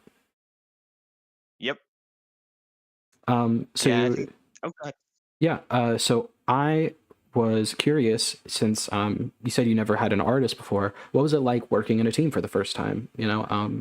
What was there any challenges that you didn't expect? What kind of experience was that? Yeah, and so most of like my projects that I've done, I've usually done them solo. Um, one of the things with like joining someone else and like having them like being like, hey, here's the artwork. This is like your wheelhouse. I'm gonna try and do as minimal as possible. A lot of the menu UI designs I ended up doing just as hey, I just need a SketchUp real quick of this. And then my artist is like, I'm not changing that. I think it looks good for the jam. I was like, okay, fine. So like all of the birds, and really quick actually, Fox, do you want to go into the recruit birds tab and go to Sparkle Dove? Down at the bottom. Yep, bottom right. This is one of my favorite effects because it was something my artist requested me to do. Because they saw how I did the title screen and they're like, hey, can you do this for a bird? And I'm like, I'm pretty sure I can. And so the way that was, because like the artist, she did all of the bird artwork, all of the events. And then like for this image, what she had sent me was the black sketch of the bird and then 3 layers of just white palettes. And what we're doing in Godot here is we're actually using like the tween function to modulate the color palette of each of these different layers. Yeah, that's a smart way to do that. Yeah, it was super cool to implement this to allow like a bird to like shift colors. So there's like a few little like weird Easter egg stuff over like, oh, this is some cool code, or oh, my artist is like, hey, can you make it do this? I'm like, I can try. I think one of the things that is really valuable about working in a team is that you have people with different interests and goals, which kind of lets you explore more of your skill set than you would normally, right? Yeah, absolutely. Yeah, so that's definitely very cool. I saw there was a button that said it exists to fix a funny bug. Yep. What's that all about? All right. So if you take your mouse and you quickly just move it up and down the like event banners, you can slowly move them across the screen.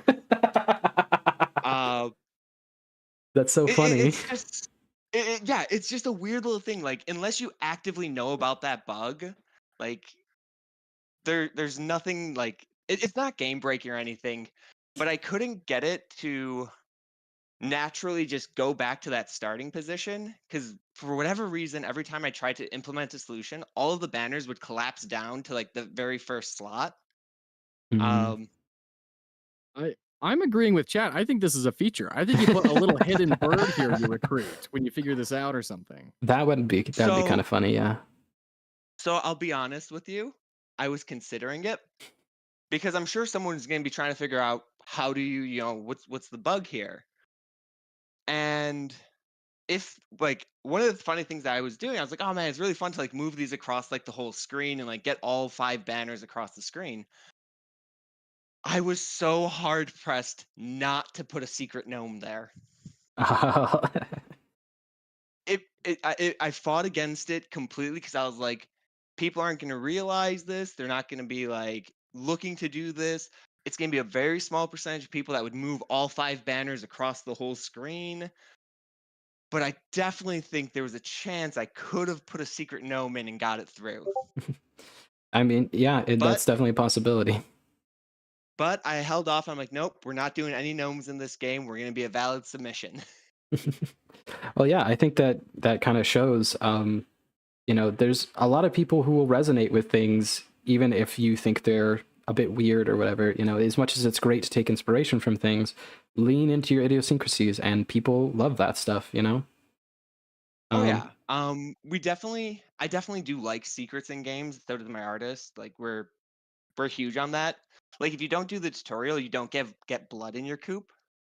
And blood is not recruitable if you don't do the tutorial. So like you'll never see blood again. But if you do the tutorial, blood will be there. That's really cool. I didn't know that. Yep. Yeah. It's so like we really did want to look into putting secrets in the game. So part of moving the events over, I'm like, I could make this a secret. Let's not worry about that right now. Like. But no, I fully like as we build out the game more, I do want to put more like actual secrets in the game. Right, yeah. Well, we are running a bit short on time here, so one final question for you.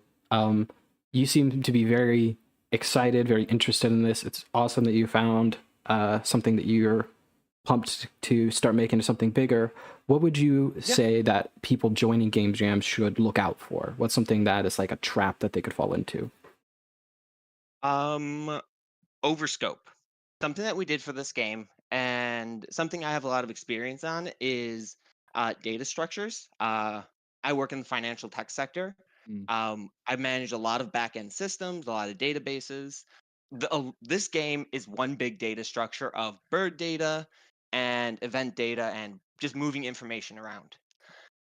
Without that experience, I could easily have overscoped this and not gotten anything out here. And I think that's one of the bigger pitfalls when designing games and planning for a jam. Figuring out your data structure of how information is going to move around, and not and making sure that you've managed that to not like blow up in scope.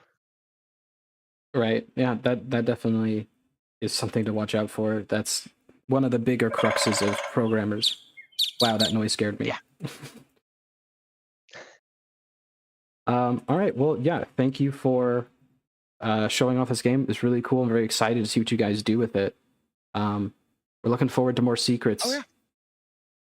Absolutely. And just as a slight self-promotion here, I do plan on streaming this on Twitch. The whole dev of this jam, I did stream on Twitch. My tag is Fortune's Favorite. Why don't you go ahead and yeah, I don't want to send yours in the advertising, and I'll copy it and paste it in my chat. Awesome. Sounds good. Thank you for your guys' time, and looking forward to the rest of the submissions. Yeah, thanks for stopping by.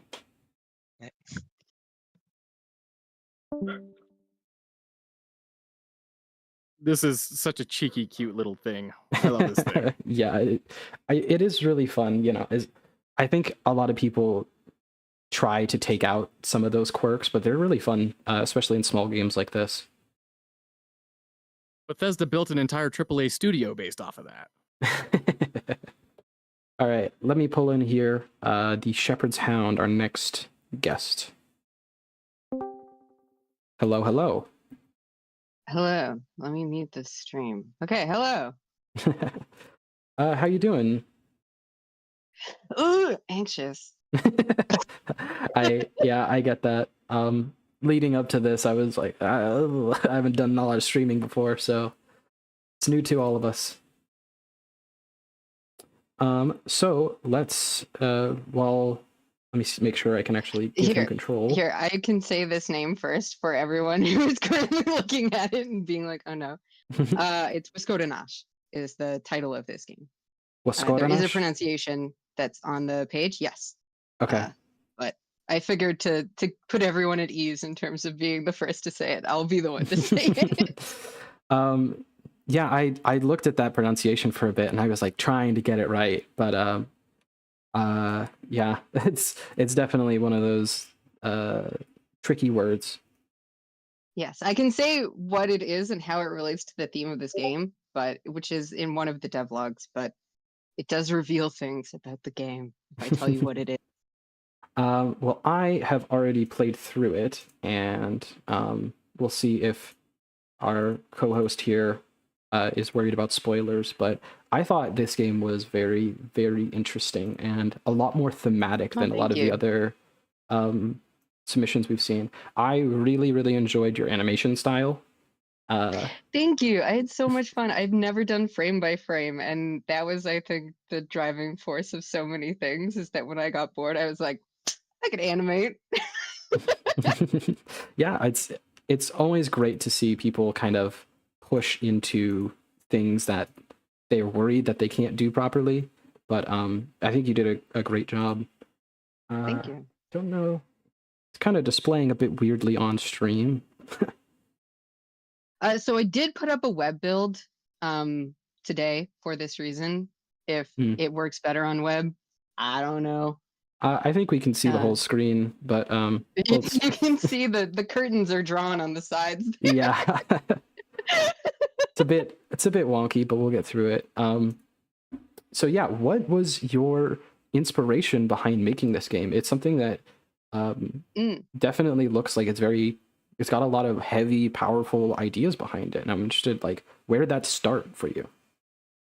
So there's a theme in this, which is sort of this like recursive idea that I've had very obsessively. I have thought about this a lot over the past few days because it was kind of a fugue state that I made this game. I was like, I'm going to go into this and it's going to be fine and simple and whatever. And then it consumed me of like, so this game is very specifically set in the city of Toronto. The alley that this game takes place in is a real alley that you can go to in Toronto. Wow. I might have trouble talking about some of the themes or design choices of this game without spoilers. So just as a heads up, some of this might be vague if I'm avoiding spoilers. Yeah, I mean, Fox, are you okay with spoiling the game as you go through? Of course. We're here to learn from our guests. Please say whatever you'd like. All right. So these 4 characters that are in this game are based off of the buried creek. So the city of Toronto is built on a waterway. There was hundreds of creeks that are now buried underneath the city. So they either became storm drains, they were either filled with trash or buried, or just like simply rerouted and sort of like made into larger bodies of water. So the alley that this takes place from is actually just a few blocks away from where the Garrison Creek Monument is, who is one of the characters in this game. And like that recursive idea, like the thematic implementation of it spreading for this game was this idea of like this damned and and kept back water, and this sort of like that there is no way over time to hold this water is a very repeating motif in the artwork that I have made in my life. So this was the first thing that I have made in 5 years at all of anything. So I think a lot of those themes were just kind of like, to not overuse the water metaphor, pouring out of me. I mean, yeah, I think that there's a lot of different narrative sort of submissions that I've seen, and this one is a standout for me for how focused it is and how much everything seems to lend itself to that just uneasy feeling. I think you did a great job sort of paring it down to what it needed to be. I did see that your font is actually handwritten. Is that right? Yes. There's 4 fonts that I made. 2 of them are used in this, but this is my handwriting. I'm so- envious. It was free. If you want to make a font and put it in your game, it is so easy. Highly recommend, because there is something like, so I soloed this, and a huge part of that was this like innate desire in terms of like not having made anything for 5 years, that like I knew that if I was going to be working with people, that there was going to be issues with the like internal recalibration of making art, and so wanted to challenge myself to do this alone. And so like in that intimacy of creating art by oneself, something like making your own fonts feels incredibly rewarding. So you're like, look, it's like this thing and I made it, and it carries to all degrees to the best of my ability, only my hand. It's not to say I didn't get help. I go through a whole thing on the page. Shout out to Bryn, Adam, Tim, and John for being absolute freaking legends. I will not swear in your stream. And helping me as well as all the folks who helped playtest. Liz especially. Shout out to Liz. Yeah, I did see that you gave a lot of shout outs to playtesters and stuff. How much time did you leave yourself for just the polish of this game and playtesting it and making sure everything worked? So a great and many tragedies were had in terms of when it became playable. That was probably like I finished it to the point in which it could be played. I think midweek of the second week, but only I could play it. The choices were too opaque.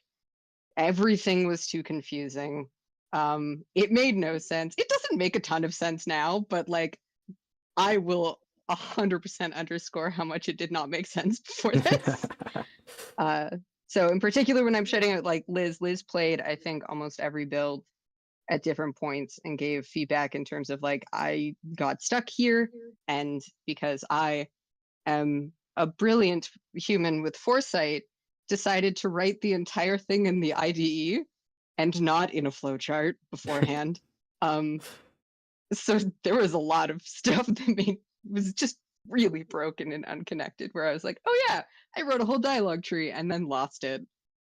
Yeah, I did. When I played through this, I ended up running into a bug where one of feature. A feature where they just kept me in conversation and didn't let me go. Yeah. So I could see like how a lot of that technical stuff, it is very rough with dialogue heavy games to go down every path and try every option and hit all the buttons and try to break it. So I'm very impressed about just how like little issue there actually was, given how many different options there are in a 2-week time span. I fully crashed. I had never used Yarn Spinner, which is the back end of this. So John and Tim, who were the folks who helped me, were some of the folks who work on Yarn Spinner, where like Unity would not work anymore. It at some point rewritten a like core file. While I was trying to get it, because as it shifts through scenes, because the story is recursive, it needs to remember things that you've said in the past between the scene of like this right now where you speak to Dunn and you're like, okay, what are the things you brought me? It has to remember what you said. So I broke that. And they're in Australia. Thank you for being in Australia and listening to me at like 2 a.m. as I freaked out. One thing I also wanted to highlight is just the music is very simple, but very, I think, fitting little loop for this game. Thank you. I've never really made music before, and I was like, I'm doing this. Yeah, you really seem to just kind of chug through everything you needed to here. It's definitely a big undertaking to learn all that on your own, so congratulations. I will not say that this was an entirely learned in 2 weeks thing. This is many years of knowledge that was built up, and I would not want to present it otherwise. Yeah, no one starts from full zero. But yeah, we are running a little short on time. I do want to say some of the dialogue I wrote down in my notes because I just thought it was very poignant, very thematic and appropriate. Kind. Oh my god, thank you. No, I think you deserve a lot of commendation for your writing and your art. It all comes together very well, and there's a lot of lines that I've heard from people in real life of just like how to deal with that. There's a lot of things here that people can relate to. So I think you did a great job, especially being on your own. And I hope you could make some more stuff. This is, excellent. I would like to. Wait, can I say a quote from the book that I had brought up earlier in stream and chat? You can say whatever you want as long as it doesn't get me banned. Oh, it's not going to get you banned. Don't worry. Which is from The Timeless Way of Things, which was a book that I started after making this. And the quote is, in each of us, somewhere in their heart, is the dream of making a world, a universe. And I think that's really poignant. And it was really nice to get to make something again and get excited about making a thing again. So like genuinely thank you to this community. It was really good. Yeah, thank you for, contributing, for putting something out there. I definitely resonate with that quote. I always think that, especially people who are creators and who want to be developers, there is that sense of like everyone wants to put their world out for others to see. And I think you did a great job of doing something a lot more deep and thematic than a lot of people who were more interested in the mechanical side of things. Did you get the secret ending? I did not get the secret ending. I barely got the regular ending because I ran into that bug. I figured out how to do everything, and then I couldn't get the last object because he just kept going like, here you go, and then I couldn't move.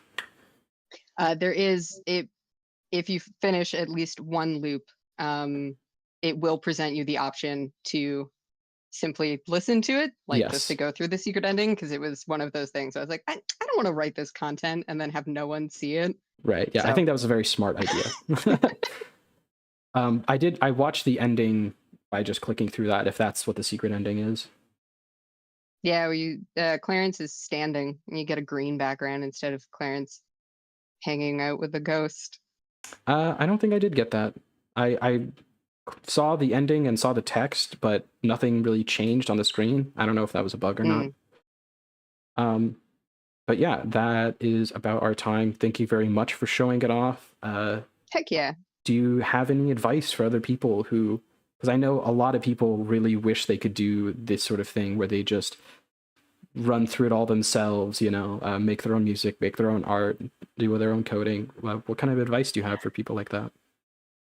So I have thought about this as I've been watching stream, and I think the best advice for game making in terms of what folks are doing right now as they're getting into game jams is that this becomes your cohort.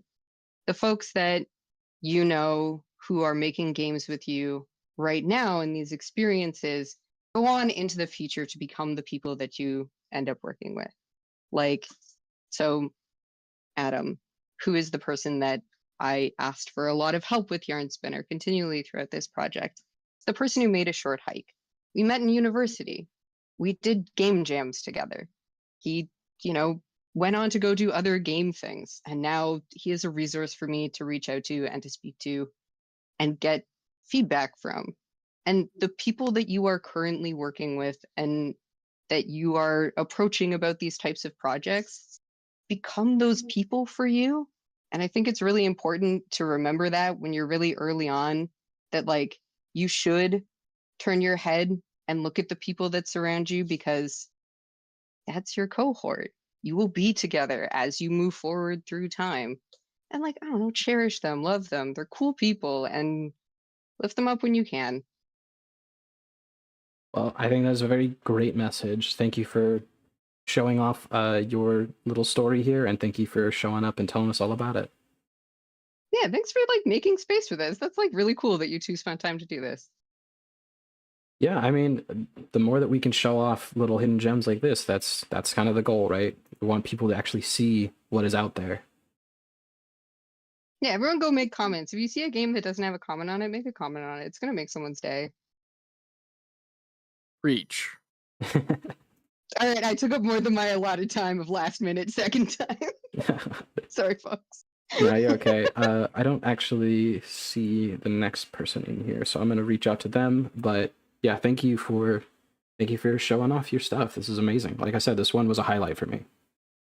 That means so much to me. Thank you so much. Do you have any final comments, Fox? I mean, there are games that are, you can tell, are very fun, silly things that people had a lot of fun with. And then there are games that you can tell people poured their heart into. And this was definitely one of those. You can feel that it meant something to who made it.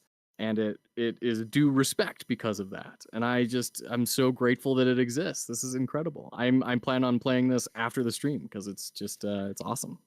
Thank you. There was like a community thing where everyone was like, "What made your game fun?" And I was like, "I don't know if my game is fun, but it is a thing that I made." Yeah, I mean, games can definitely be experiences beyond play, right? They're just an experience in and of themselves. I think you I captured got that very well. 1,000 things to say on that. Another time. Another time.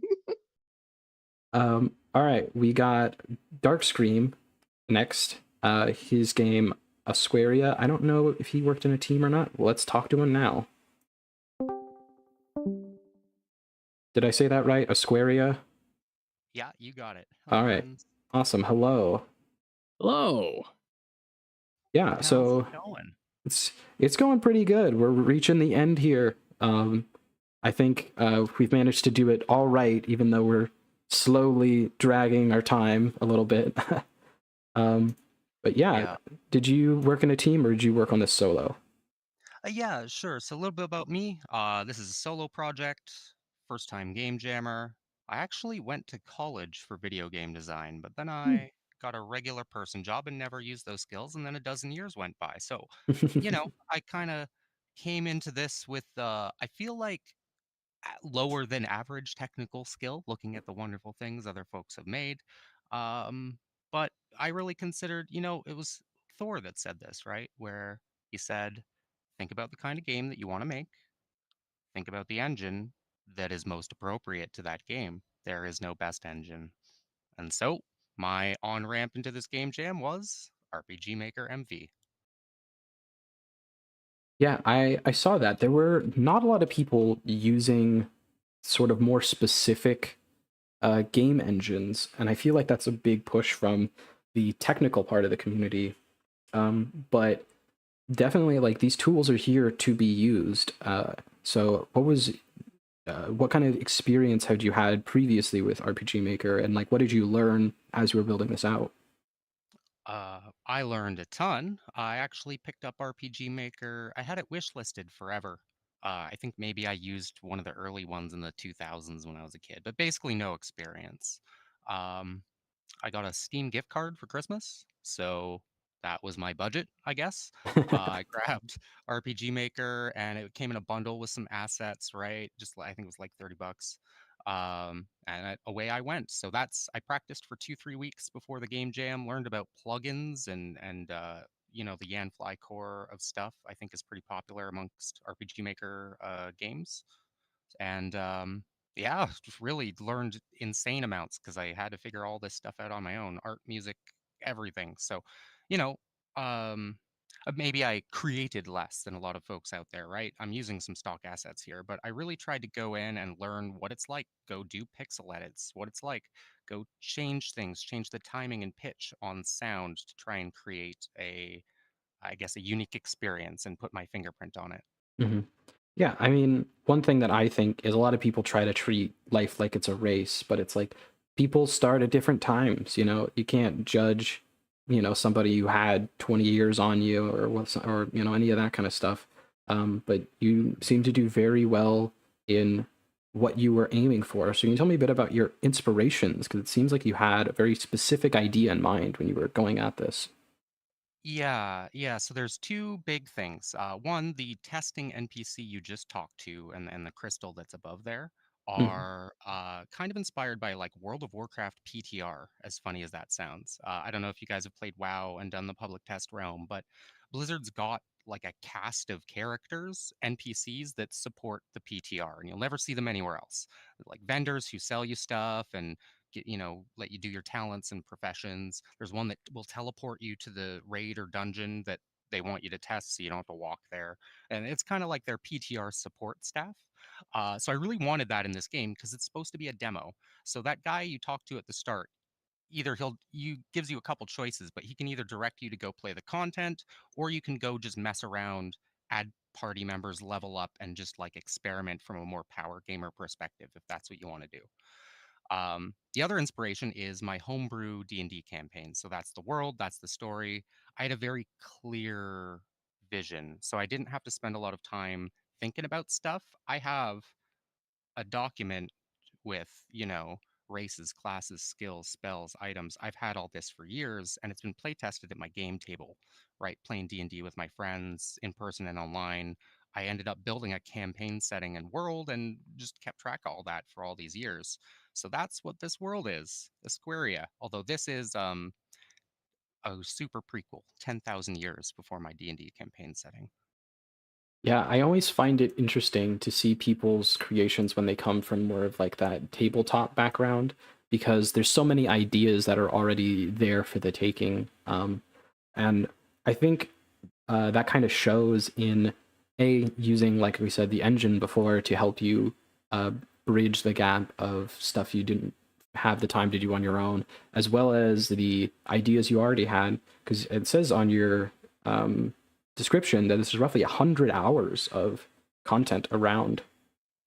Yeah, 100 hours of work, Yeah, hour of gameplay, I would say, if you wanted to play it start to finish. right. Yeah. But, even just having that kind of stuff to fill out the world, like that takes time and development as well. So good job for packing a lot in when you could.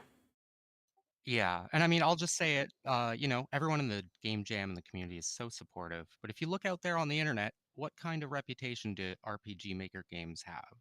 Well, they're, shovelware, asset flips. You buy a bunch of assets, jam them in a game, sell it. So for me, like I said, the idea is really make the fingerprint, make the story, make the world, give you the vibe that shows you this is a creative work, right? Someone's put effort in. This isn't just grab the most expensive assets off Steam and try to pay to win the game jam, right? I don't know. That's my imposter syndrome talking there, I guess. We all have a bit of that. Yeah, I mean, I would say like there's always going to be people out there with wild ideas of what it is to be like a true developer or something. People talking about if you don't make your own engine, it doesn't count. But the only person who really knows this stuff is you. You're the only person who's dealt with it as much as you have. You're the expert here. So how would you say you feel the project came out of your own estimation? Mm. Well, I think pretty well, because although I downplayed my technical skill, I've had regular people office corporate jobs. So I do have experience with project management, and I do have experience managing very large teams and deadlines and stuff. So I felt like that really helped me. I saw a lot of folks talking about, scope creep or worrying about the deadline, barely getting it in. Some poor folks missed the deadline, right? They were just a minute too late. I submitted my game 3 or 4 days early. I was done. I knew I was done. It was the demo. It had what it needed to have. And if I started anything else, I might have been like one of those folks worrying about the deadline, right? I blocked a 4-day weekend to work on it. So that's where most of my 100 hours came in. It was my regular weekend plus 2 vacation days, and then, like maybe an hour or two after my day job otherwise. So planning and plotting will go a long way, I think, um, to making sure that you feel like you got done what you meant to get done, if that makes sense. Right. Yeah. I think that is something that is hard to see. There's a lot of people out there who show off their things, and something you don't see beyond that is like, what is the effect on the person afterwards? Like, you could have somebody working crazy hours for 2 weeks and make something awesome, but what about after that? That's not sustainable. So having a more economical approach to time management is definitely something that is a good lesson to take from it. Do you plan, I'm assuming you do you plan on taking this further? And if you do, what are some changes you'd like to make? Yeah, well, it was kind of like using the game jam as a way to kick myself in the butt, get it started on a project. That's what it's for, right? So, would I continue this? Definitely something I'll be working on. I mean, I have, like I said, I've built this. At one point, I wanted to release it as a proper D&D like campaign source book. Like, you got Forgotten Realms, you got, uh, I don't know, a bunch of Greyhawk, whatever. You could have had Asquaria, but it never made it there, right? So I've got this giant pile of lore and ideas and game ideas that I need to do something with. So that's really where I think I'm going to put them. What would I change? I don't know. Go play the game and give me feedback, and don't be nice about it. I do not need toxic positivity. I think it's great we're so supportive, but I'm looking for that critical feedback, especially if you're a power gamer, you like RPGs. Some of the mechanics I have here are, can you exploit them? Can you break the game? That's what I want to know. And I haven't yet gotten any feedback like that. So it's hard for me to say what I would change until maybe I get some game jam judge feedback or something. But yeah, I think evolving to what people say is probably the biggest thing. Knowing that I want to make the traditional JRPG. I don't want to go super avant-garde or experimental with mechanics or make it a real-time action game. There's a lot of those kind of games out there, right? Um, but not a lot of these kind of games out there. Think about how popular Baldur's Gate 3 was for a dead genre CRPGs, right? So that's the angle I'm working, and hopefully there's folks out there who still enjoy these types of games. Yeah, well, if you put the effort in, I'm sure people will respond. So I'm looking forward to see what you do with this, and hopefully we get a peek at that massive lore stack you keep talking about. Yeah, yeah. One thing is in this game, I'll put it out there for folks, is there's a lot of books. I did a bookshelf system, and it collects your books, so you don't even have to read them on the spot. You can read them later when you're in camp. But if you like lore and world building and all that kind of stuff, read the books. Yeah, that's definitely good to know. Thank you for joining us. Yeah, great idea, this stream. Thanks, guys. Yeah, thanks. Hope to hear more from you and see more of your projects. For sure. Absolutely. It was a pleasure getting to meet you. Thank you for being here.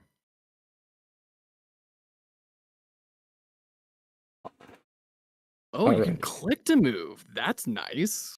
Oh, I didn't know you couldn't click to move. Oh, I was using arrow keys. Yeah, RPG Maker MV actually supports keyboard, mouse, gamepad, and touch. So any way you want to play this game, you should be able to play it. That is so smart to support touch natively. That whoever made that decision needs a raise. Yeah, My it goodness. actually, you can deploy to mobile, I think with Android. I didn't, but it is possible. So definitely some powers there in the engine. Super cool. All right. This is great. Thank you for sharing. Yeah, definitely. Yeah, no problem. All right, I'll get out of your hair now. Thanks again, guys. See you later. Looks like we're still waiting a little bit for our next participant to jump in. Yeah, how have you been liking this game as you've been going through it? I don't know how much experience you have, since this is sort of a more hardcore genre. I was really interested when I saw that he had signed up to chat with us, because I saw this very early on in the most popular genre, or not genre, most popular list before the Game Jam finished. And for a good while afterwards, it was like the 4th most popular one on the list. Wow. So I was really curious to see what this was. And frankly, I think he's dead right that a lot of people poo-poo certain engines for like no good reason other than just because they don't like it. When he had a goal, a tool could easily meet that goal and allowed him to create something very high polish in a very short time frame. That's a big win. Like, that's awesome. And I think it's great. I think this thing is definitely something you could dive into really heavily. Yeah, no, for sure. I'm not so much a power gamer, but I do like getting power in games. I've worked with people who are the kind of power gamer people that just stay up at night and dream about builds. But this is cool. And I remember seeing stuff on the page about like how your characters evolve as they level up and based on the choices that you make. I think that's super rad. I'd love to see that play out. Yeah, no, this is one of the games that I might come back and give more time because I am one of those guys who does too much power gaming and building and stuff. And I think, you know, like I said, as much as there are people who want the super strict requirements for everything, like there is a market for the same type of games, just, you know, improving and iterating on the format and making it better. And if you use an engine for it, like, you know, the only person who can judge your work is you. And I think he did a really good job setting a goal, completing it in a good amount of time, and I'm very interested to see what goes beyond that. Yeah, I definitely agree. Definitely agree. All right. We have our last participant here. Hello, Chris. How you doing? Hello, hello. Hello, Chris. Hi, can you hear me? Yeah, we can hear you. Excellent. Hello, I'm fine, thank you. So your game, Ares, is a little point and click thing. Can you tell me a bit about what inspired you to make this kind of game? Well, I've had the idea for quite a long time, but I never knew how to like fulfill it, to put it into a project. And then when I saw the game jam and the theme, I was like, oh, this idea would be perfect for a project like that. Mm-hmm. Yeah, I gotta say, you know, playing through this game, I didn't get as much time with it as I want, but it had me hooked in terms of, I think this is a very good example of an economical game in terms of there is a nice style to it. It's not too intensive on gameplay. It's not too intensive on art, but it has a lot of good stuff that just sucks you in. Yeah, when I used to suffer a lot with low-end computers, so I really enjoy now making games like that are very friendly to these low-end computers. So that's why I was going for with the project. Yeah, no, that makes sense. Is the story, is that something that you made for the game jam, or is that something you like had from a different project or in the back of your head? Well, I only had the concept that I wanted to do something with a spaceship, but that was all that there was to it. And then when the game jam started, I spent quite a lot of time of the game jam, like trying to figure out a story, how to put it into the game, and this is what I came up with. There's a lot of effort put into the story. Yeah, I think one of the better assets of this game is actually restricting what it is that the player sees that's going on. You know, pretty much the screen that's up right now is the majority of what you see, just that overlay. Were you tempted to like try to add more, or is this kind of just like all fit into how your design was? Well, there were more planned features, but most of them were redundant after a while, I realized. So I usually just combine them into one. But yeah, there was a lot that I would really love to add in the future. There's certainly not enough time to do it. Yeah. So do you plan on working on this further? Are you going to continue working on this game after the jam? Oh yeah, even now you can tell that there's a lot of things that are still like not there. So there's definitely a lot of room to improve like right away. So I'm planning to do that. Definitely. Yeah. What inspired you to make this like terminal style look? Is that just like something that you like? Does it come from your time of like dealing with low-end computers? You just kind of like the retro style? Well, I came up with the palette by mistake because I was just fooling around with some pictures, trying to make them not look so stock, stock images. Mm-hmm. And then I arrived to this terminal-like palette, and I really liked it. And I had a lot of experience when I was younger with this kind of old computer with no interface, just text. Mm-hmm. So I definitely wanted to put that into the video game. And besides, I'm not really that good of an artist, so I figure, well, the simpler it is, the better for me. The more I can focus on what I'm really good at, which is setting and story. Yeah, something very important to deadlines is making sure you kind of focus on your strengths and you try to design out some of the things that would be harder. Is there a reason that you decided to do this on your own and didn't look into like getting an artist on a team? Well, honestly, I've never worked with a team before. I've always been like a hobbyist with this kind of things. So RPG Maker is not really an engine focus on team building, on a team project. But now that I'm participating in a few game jams, thanks to the Thor community, I wasn't even interested in the community before, but after watching the Thor streams, I started to get more into it, and I really like the community aspect of it. So in the future, I'll definitely try to join a team or see if I can find people like-minded people that want to tell a good story too.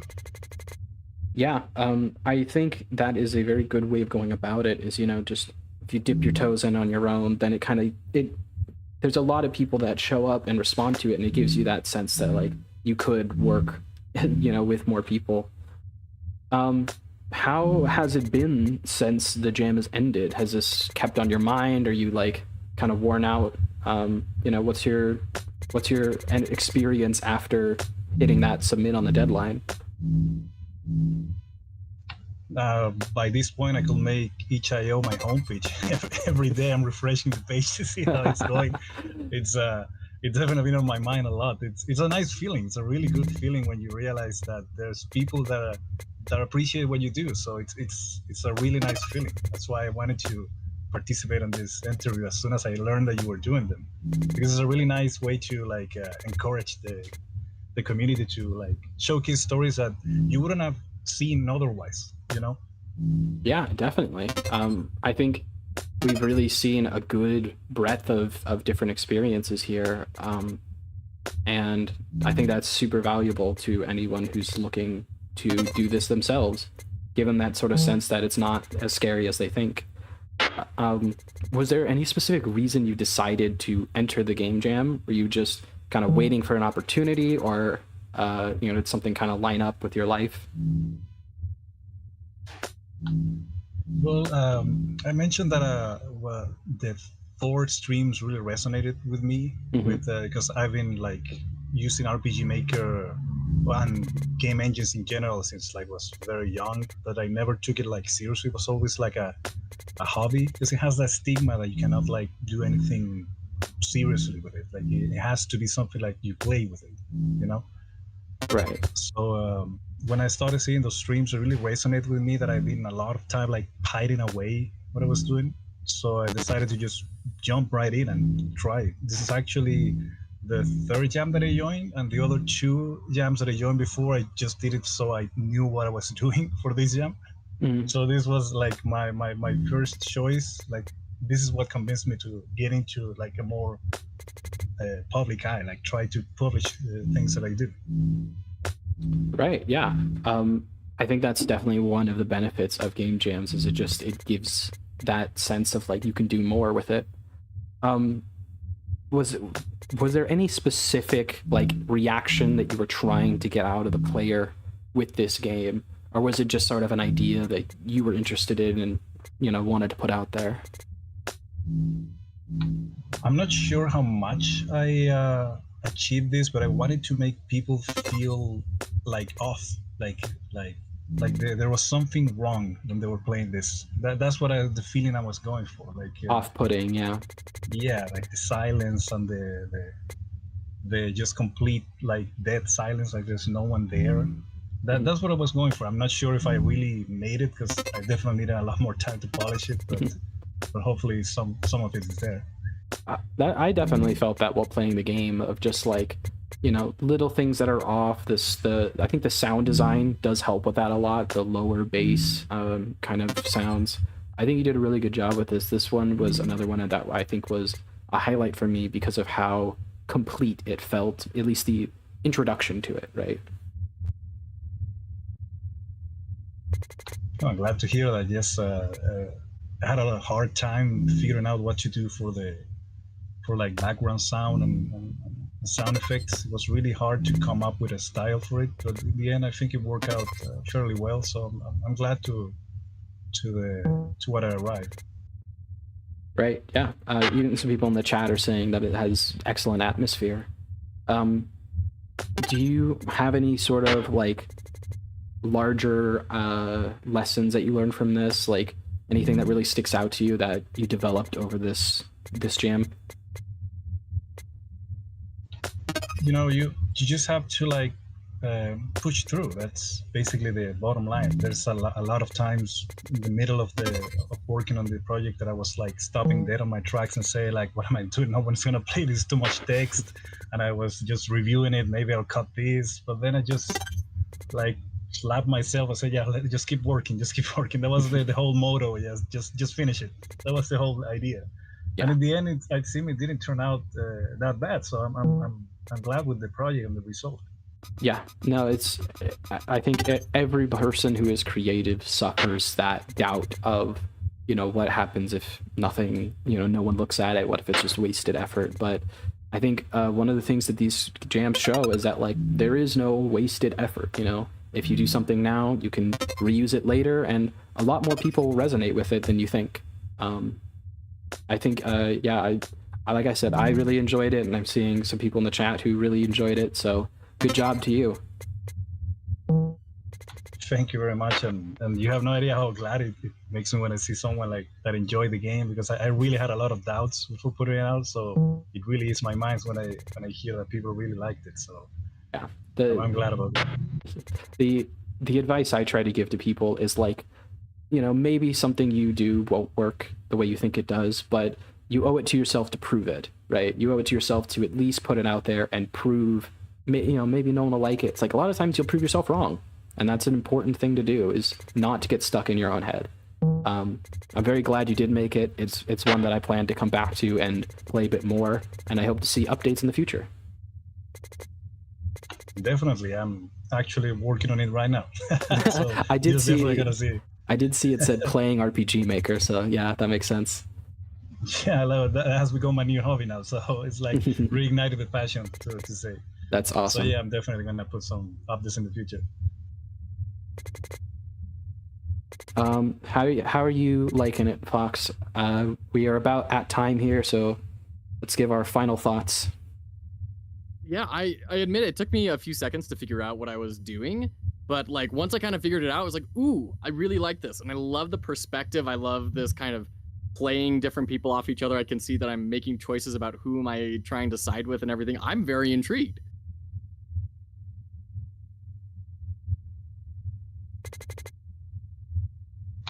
Yeah, I've heard that a lot, that people don't know what to do at first. I didn't want it to make it too easy at first, because I wanted to like give people that aha moment that really pushes you.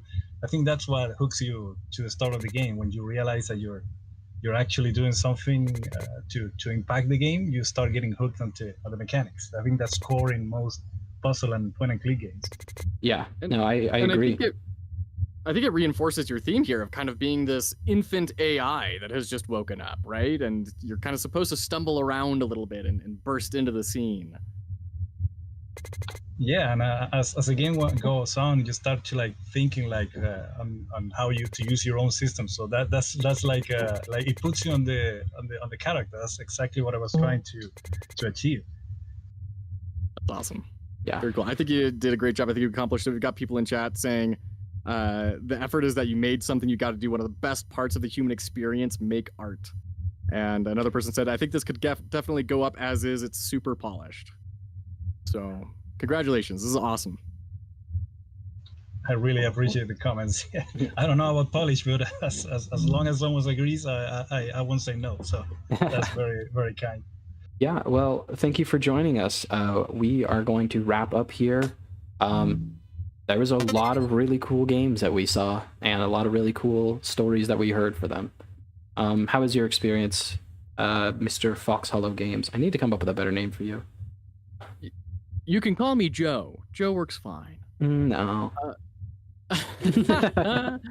I had a blast. This was such a joy. This is all about what we're trying to do over in this space. I've just been so enriched hearing from so many different creators. We've really ranged the gambit today, which has been awesome. We've ranged from I did this by myself to just do something to prove that I could, to we made this as a team, to just, do something silly and have fun, to I poured my soul into this. And here's my beating heart. Please respect it. And it's been an ennobling experience for me. Yeah. I was surprised by how different they all were and how they all kind of found their own niche. They all found their own intrigue to them. It's so fun to see how people take that same theme and go different directions with it. Absolutely, absolutely. And we're seeing the human condition come out here. This drive to create, manifesting in so many different directions and so many different people on different stages of their journeys. It's humbling to observe. So yeah. Thank you so much for organizing this. This has just been such a highlight for me. Yeah, no, I'm glad it worked out as well as it did. I know this is a big part of your mission. Why don't you go ahead and plug your stuff one more time at the end of the stream so people know what you're doing. Sure, thank you. And I need to make sure, before someone calls me out in chat, I need to make sure that I get a link to Ares thrown in the chat. Because I have forgotten on the past couple, we've had to catch up. Okay. I've had trouble with that too. Yeah, so here at Fox Hollow Games, we are a charitable organization dedicated to helping individuals gain skills that they never imagined they could have accomplished so that they can enter the video game industry.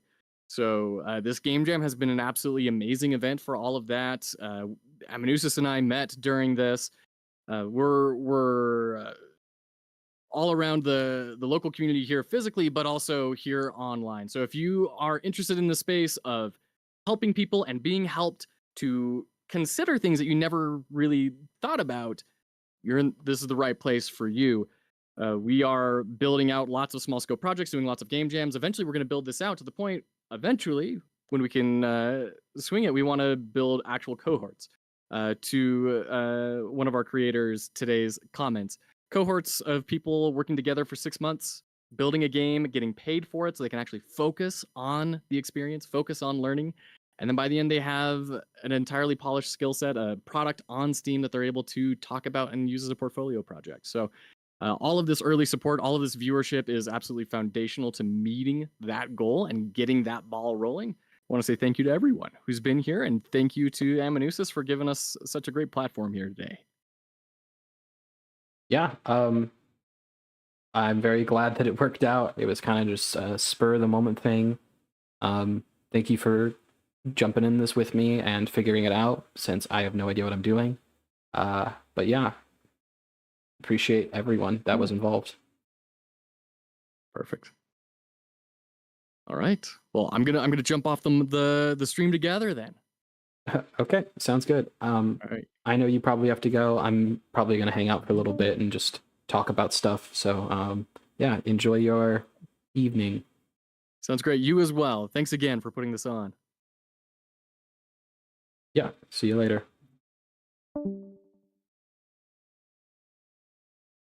Whew. All right.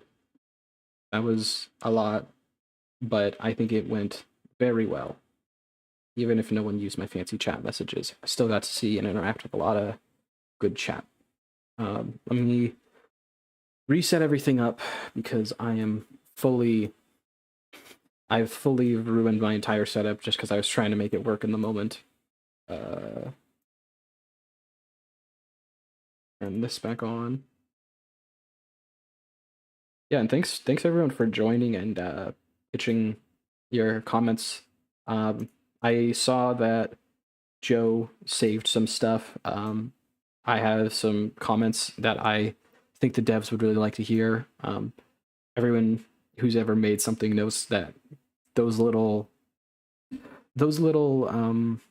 votes of confidence, those little compliments do a lot, especially when you're just starting out. So thanks everyone for being encouraging and doing a fun little session with us. I'm gonna turn on some music because that's I'm not very good with silence in my ears. Let's turn on some relaxing heartbound music because I don't know what else to do. But yeah, I'd love to hear what you guys thought of it if you have the desire to talk about how it was as a viewer. Even some of you who joined in, I'm glad that so many people stayed for the whole time.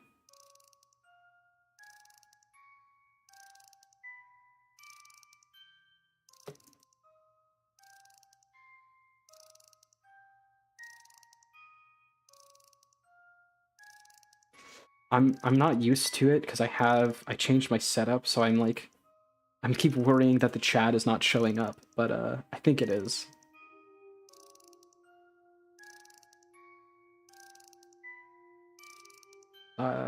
Creator dashboard.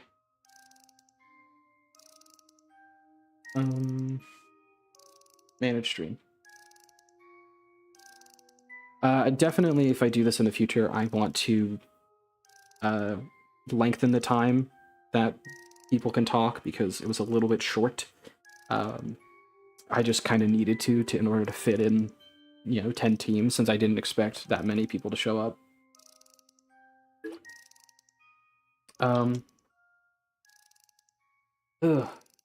Yeah, I'm gonna pull open the list of all the different games and I'm gonna try to link them probably on my Discord. I think that would be good. I had to make so many lists for this, you have no idea. Turns out organizing people is hard, and I didn't know that.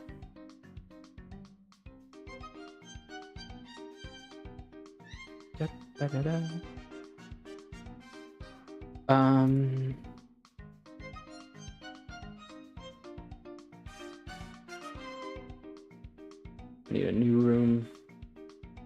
Oh, hey, this is still here. So is everything else. Wow, okay. Yeah, so this is the full itinerary that we had. What's great, favorite one I had seen was the Painter Zelda. Yeah, that one was really cool. It definitely needs some more expanding, but I thought it was really well done. The music was excellent in that. It was one of the first ones I opened up to try, and it was just really chill and really cool. Yeah, that music background definitely shone through. All right.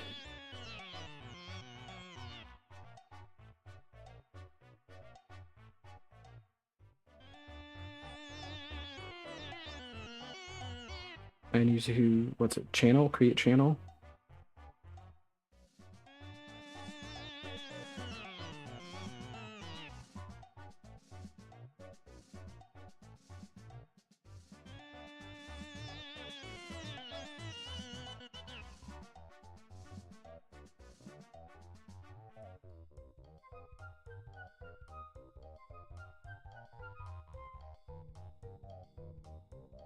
We got a good amount of people from sort of different areas as well. We had some people who were from Europe and stuff like that.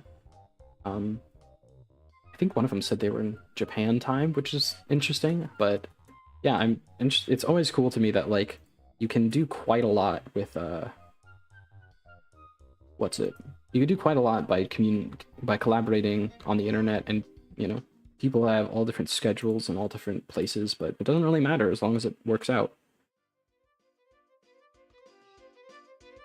I'm sorry my computer ran slow through a lot of that. Turns out streaming, recording, and playing a game is a bit too much for my laptop GPU.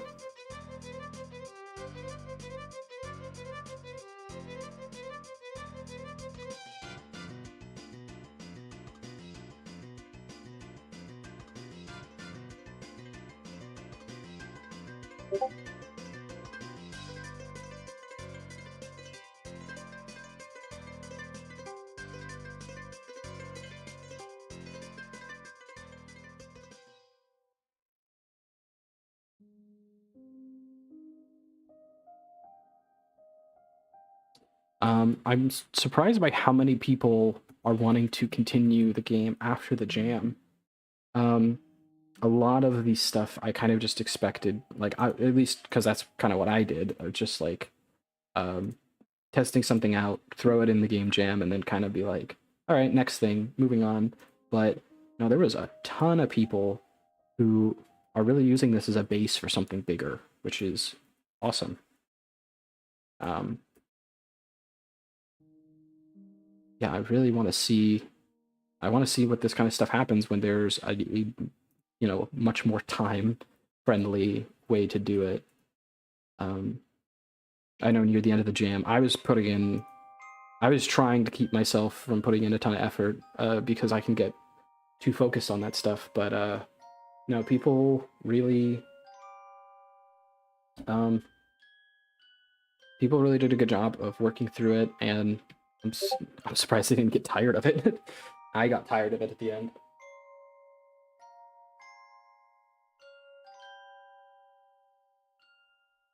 Okay, put everyone in the Discord.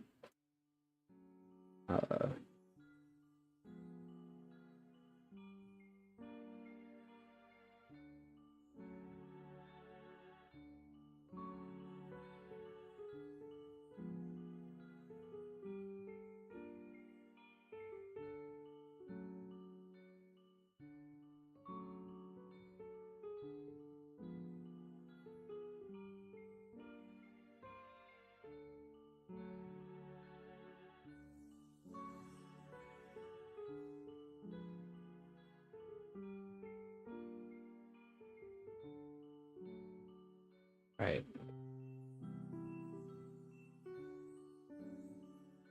All right, so what could I do better? What could I do that would help more? Longer time spans and more breaks in between is a big one. Longer time sections.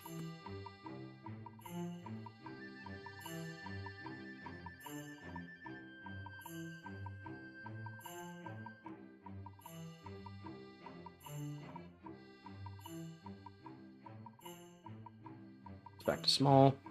Or breaks. I think it's a bit too much back to back, at least having an intermission, or it would be better to have like a couple minute break in between. Because then we could be a little bit more flexible with the time. I think instead of I think 2 hosts is good, but I don't think having one person playing the game is worth it, you know? So probably just like record gameplay to have that visual component, and then just focus entirely on the interview part. Prepared, pre-written questions to fall back on are very good. There were very many times when I was just kind of like, I gotta figure something out, and I, you know, had to do it sort of spur of the moment. But yeah, pre-written questions were something that Mr. Fox Hollow Games put together, and I think that worked out much better than I expected, because I'm not the type to prepare. What else? What else? What else? What else?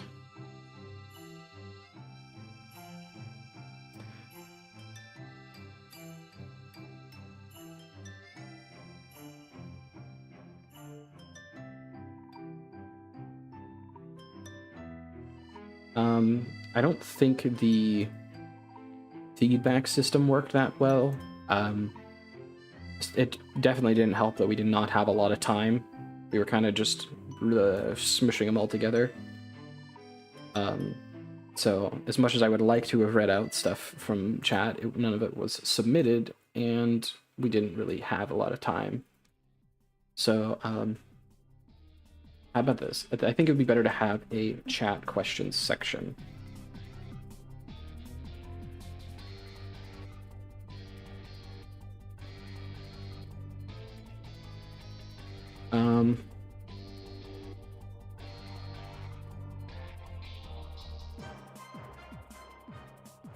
Let's see.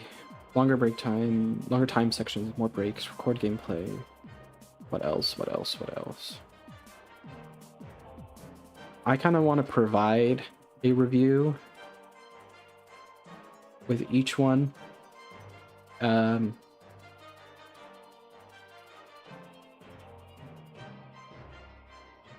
written or I don't know how to phrase that properly. Provide a review. I also want to find a way to like pull reviews from chat.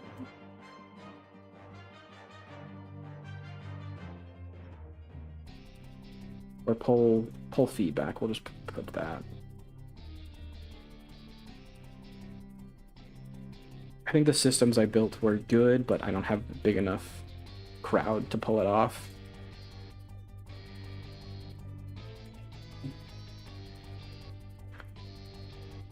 Let's see, what else? What else could be better? I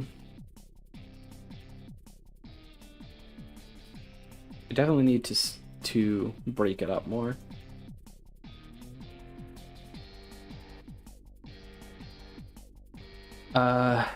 If they're doing sections of 20 minutes, that's kind of a lot. You can only do like 6 that way, which is the rough part. I mean, 6 per day wouldn't be bad.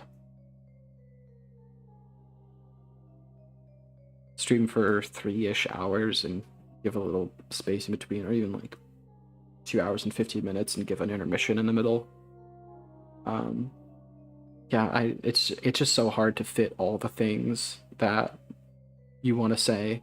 I think it's good to keep it bite-sized, but you know, there's only so much you can do.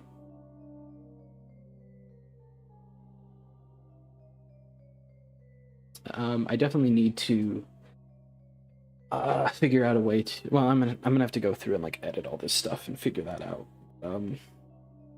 We'll see how that goes. I don't know if there's much I could do better there. I don't know if there's anything better I could have done advertising. I'm not the one to go around like spamming people's chat or anything like that.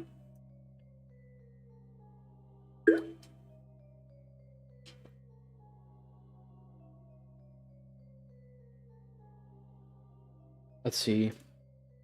I could definitely pre-prepare the titles and stuff. So I could just load it up in the overlay. I could just add that into the coding of the overlay. I don't know if anyone noticed, but I did make this in Godot. I think I added like a credits thing. But oops. I thought it was going to autocomplete, and instead it lied to me and it made me look like a fool. So yeah, this is the credits for the font and the stuff that I use for the overlay. Actually, that's broken a little bit. Let me fix that. Credits.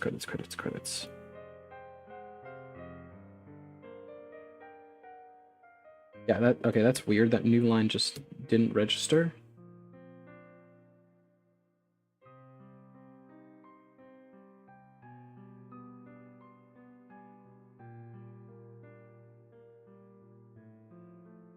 Credits. Alright, it's busted. Whatever. I'll figure that out later. But yeah, so I do think it would be good to, I know it's like too much, but it would be good to like make it so that it runs through a list, and the list already has the pre-prepared information, so it could be like team name, game name, link, links to other channels and stuff to give them a shout out. But I feel like that's over engineering it, so I'm gonna put it way down here so it's sad.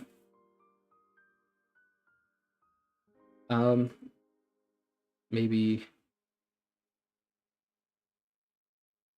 I don't know, create title objects is what I'm gonna put for now. And this one's gonna be isolated until I can figure out what to do with them.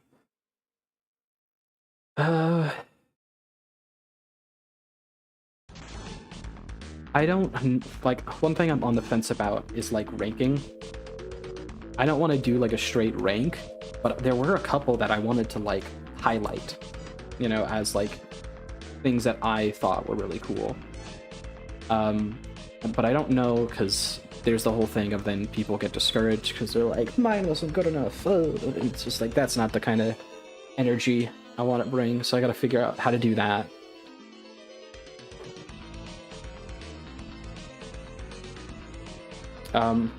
Here's something I want to do, is I want to more differentiate the questions. Differentiate, yeah. The questions. I feel like we kind of weren't as prepared, so we fell back on the same sorts of questions over and over again. As much as I want to do sort of a collaborative host thing, I don't think it works as well as I want it to. Just, there's already enough people talking, so going around and around can be rough. I can pull things from chat. Yeah, I don't know. I want to do things more collaboratively, but it introduces issues. What else?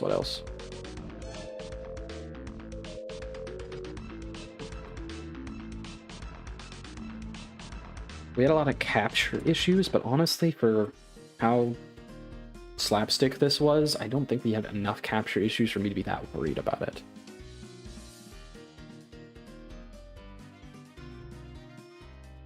Co-host might work better in a longer format, hard to have time for both in 15 minutes. Yeah, that's very true.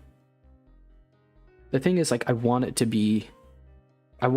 breadth, I want to show just how many people there are doing this stuff. Like, I didn't expect 10 people to respond, but there's, if you put enough effort in, you could probably get, like, a lot of people to want to do this stuff. There's already, like, 2 other teams that couldn't make it into this one that I would be interested in interviewing at a different time. But it's like the trade-off of, I want to give people the time, but I also want to give everyone some time. 20 minutes, I don't really know if you could realistically go farther than that, because then you're going into like 2 an hour, and that's really slow.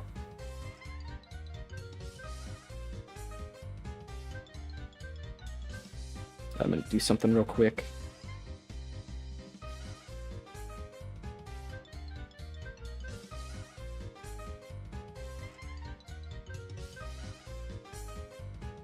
Want the chats to stay a bit longer.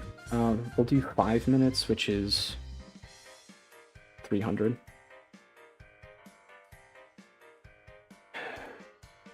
Totally, it depends on the type of game that the RPGs play. Yeah, I wanted to do better at sorting them into different genres. And yeah, I think part of the review process is going to be take more time to summary the games, because it's very fun to get a sense of them by playing them or by watching them, but when you're trying to go through these things as fast as I am, you need like that elevator pitch, right? You need that, like, here's an RPG that is based off of old CRPGs and JRPGs and has, you know, a lot of depth for the power gamer. Like, that is more interesting than just being like, it's an RPG, figure it out. And there's a lot of these games that they're not meant to hook you right away. Like Ares is a good example of that, where it has that mystery aspect to it. And if there are people who are just kind of scrolling around, there's a lot of people who would click on it and be like, I don't know what to do, close, right? So you need that, like, why am I playing? What is the goal? And then it also helps people who just, you know, aren't a fan of certain types of games.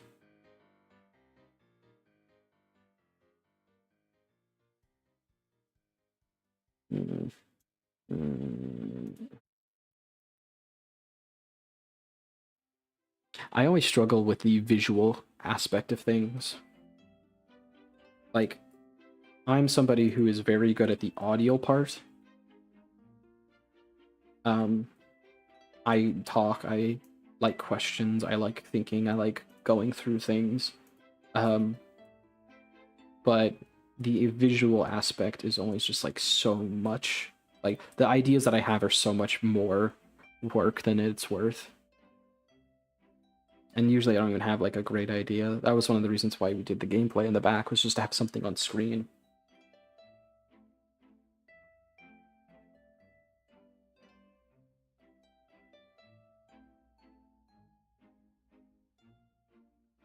Gameplay. Maybe a trailer. Like, maybe we can have them put together something.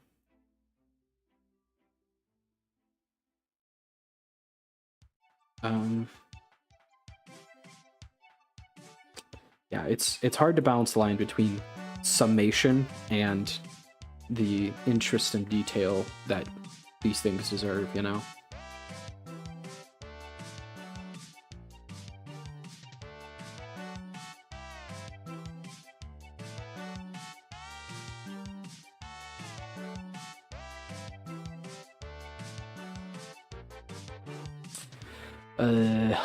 My brain's fried.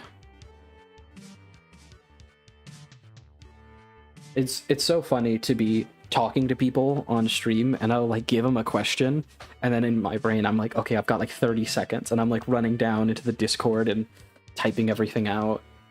I could definitely automate more of the like automate notifications so I don't have to do that. And also like download games. Well, no, because we're not going to be doing that. Just prepare better in general is a good one.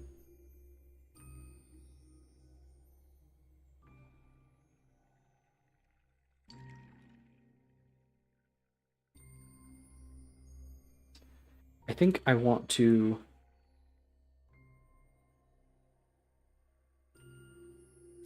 focus more on the growth of the participant.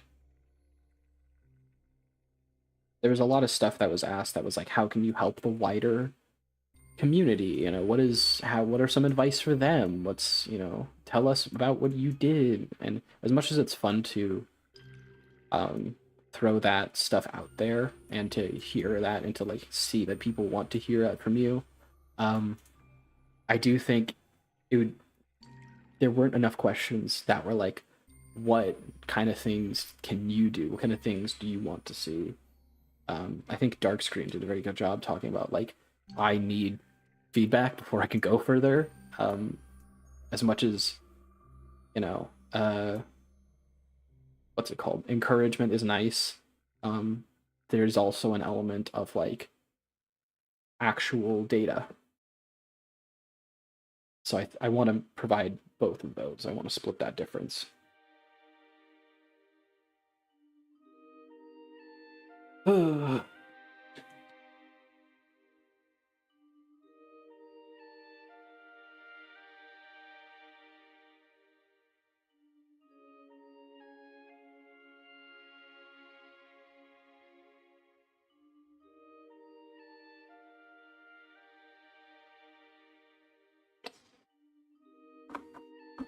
a lot of this takes just more automation than I was willing to do in 2 days.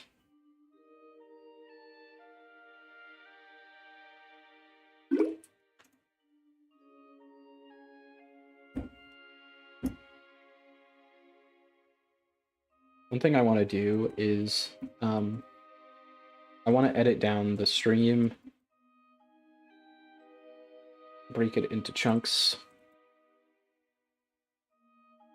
and send each person their section so that they can feature it on their streams or their channels or share with their friends or whatever. Well, hey, watching you on stream, let me see a bug I've now fixed, so I got what I came for. Yeah, you got one thing. Got one.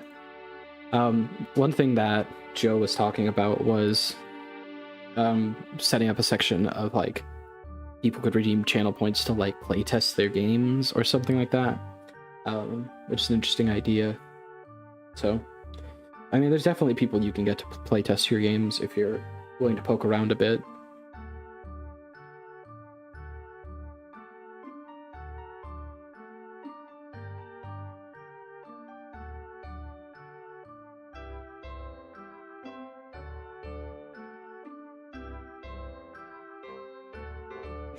I need to, I don't know, fix the graphics card issues.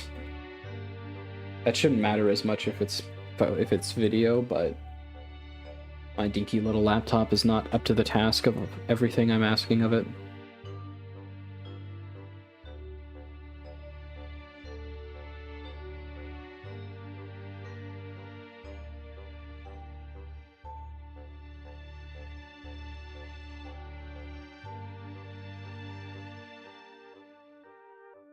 One thing I want to do as like a part of the Discord thing is just like,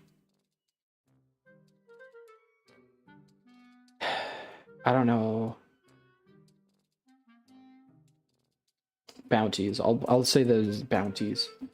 I want people to be able to like put up different issues that they're having or different things that they want, and then other people can jump in and be like, oh yeah, I'll do that for you, or I'll work with you on that. As a way of just promoting people making teams. And by making it a one-off thing where it's just a bounty and not like a continuing engagement, you don't have to like get people who get stuck with their with people that they don't work well with.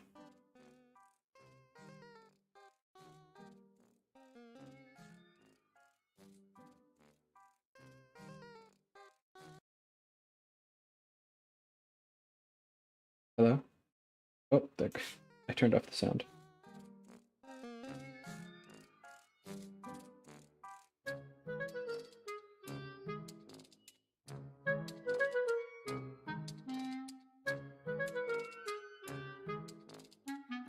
Yeah, is there a way to review chat logs in a stream?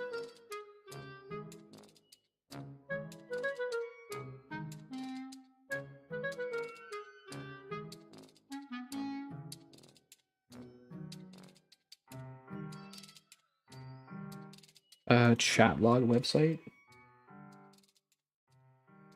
User chat history.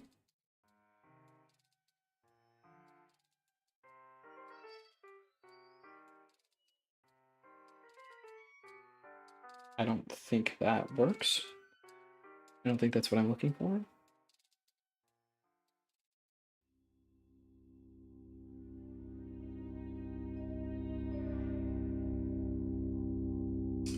Dang. I hope I don't have to build something on my own for this.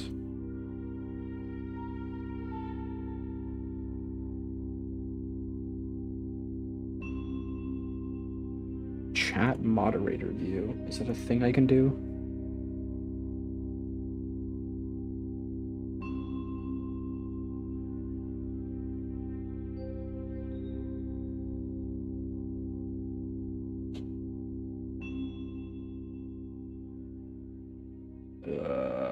This is something I gotta research later. There's way too much of it. None of it helpful, but too much to look through.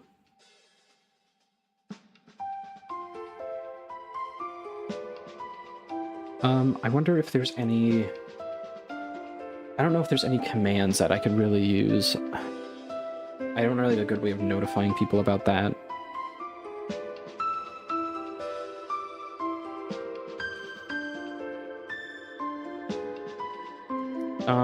Something that might be fun is like follow-up interviews.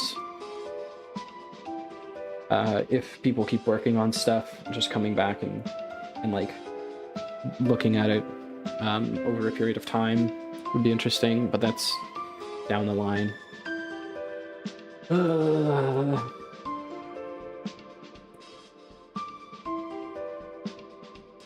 If I don't think I'm gonna get any more good ideas out of me right now. So if anyone else has any ideas, if anyone wins, they should definitely come back for round 2. Yeah, that's true. Although, if they get $15,000, they might have bigger things to do than come hang out with me. Might be work on creating a corporation time. Nah, I gotta remember where you came from.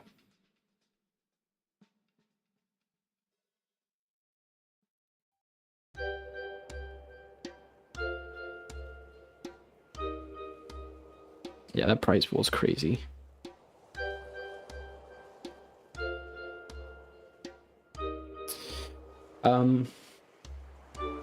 Yeah, I think I'm all out of brain juice today. But thanks everyone for stopping by. Let me know if you have any ideas. All of you, free to message me on Discord if you want to do something or have any ideas for me. Yeah. I'm not used to these multi-hour streams of constant talking and analysis. Maybe I'll build up the tolerance.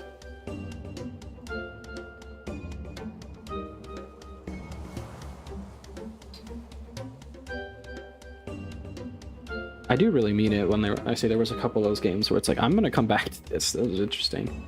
The one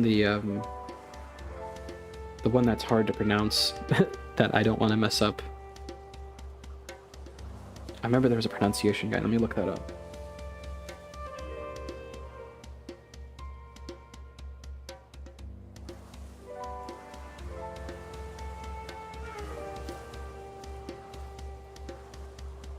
This is super cool, just all this art.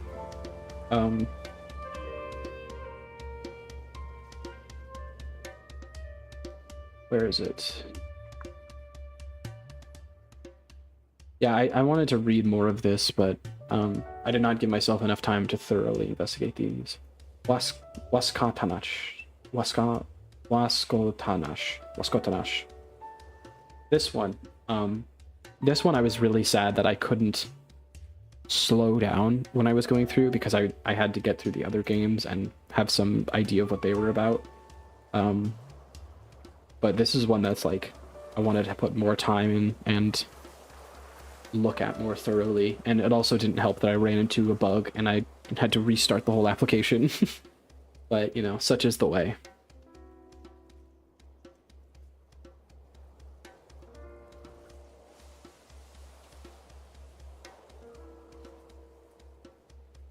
Yeah, the last, 3 really made an impression on me. And there was a couple from the first half that I didn't cover that were really interesting. I'm very sad that Clown one didn't run that well on my computer because I was streaming. It looks wild and fun. I was able to do a good bit of it, but it was really sad. I think the problem is that OBS right now is using my onboard graphics card instead of the fancier graphics card, the integrated one. But it's more technical than I can deal with right now.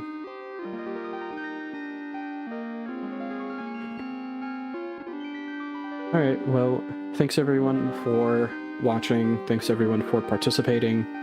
I will catch y'all later.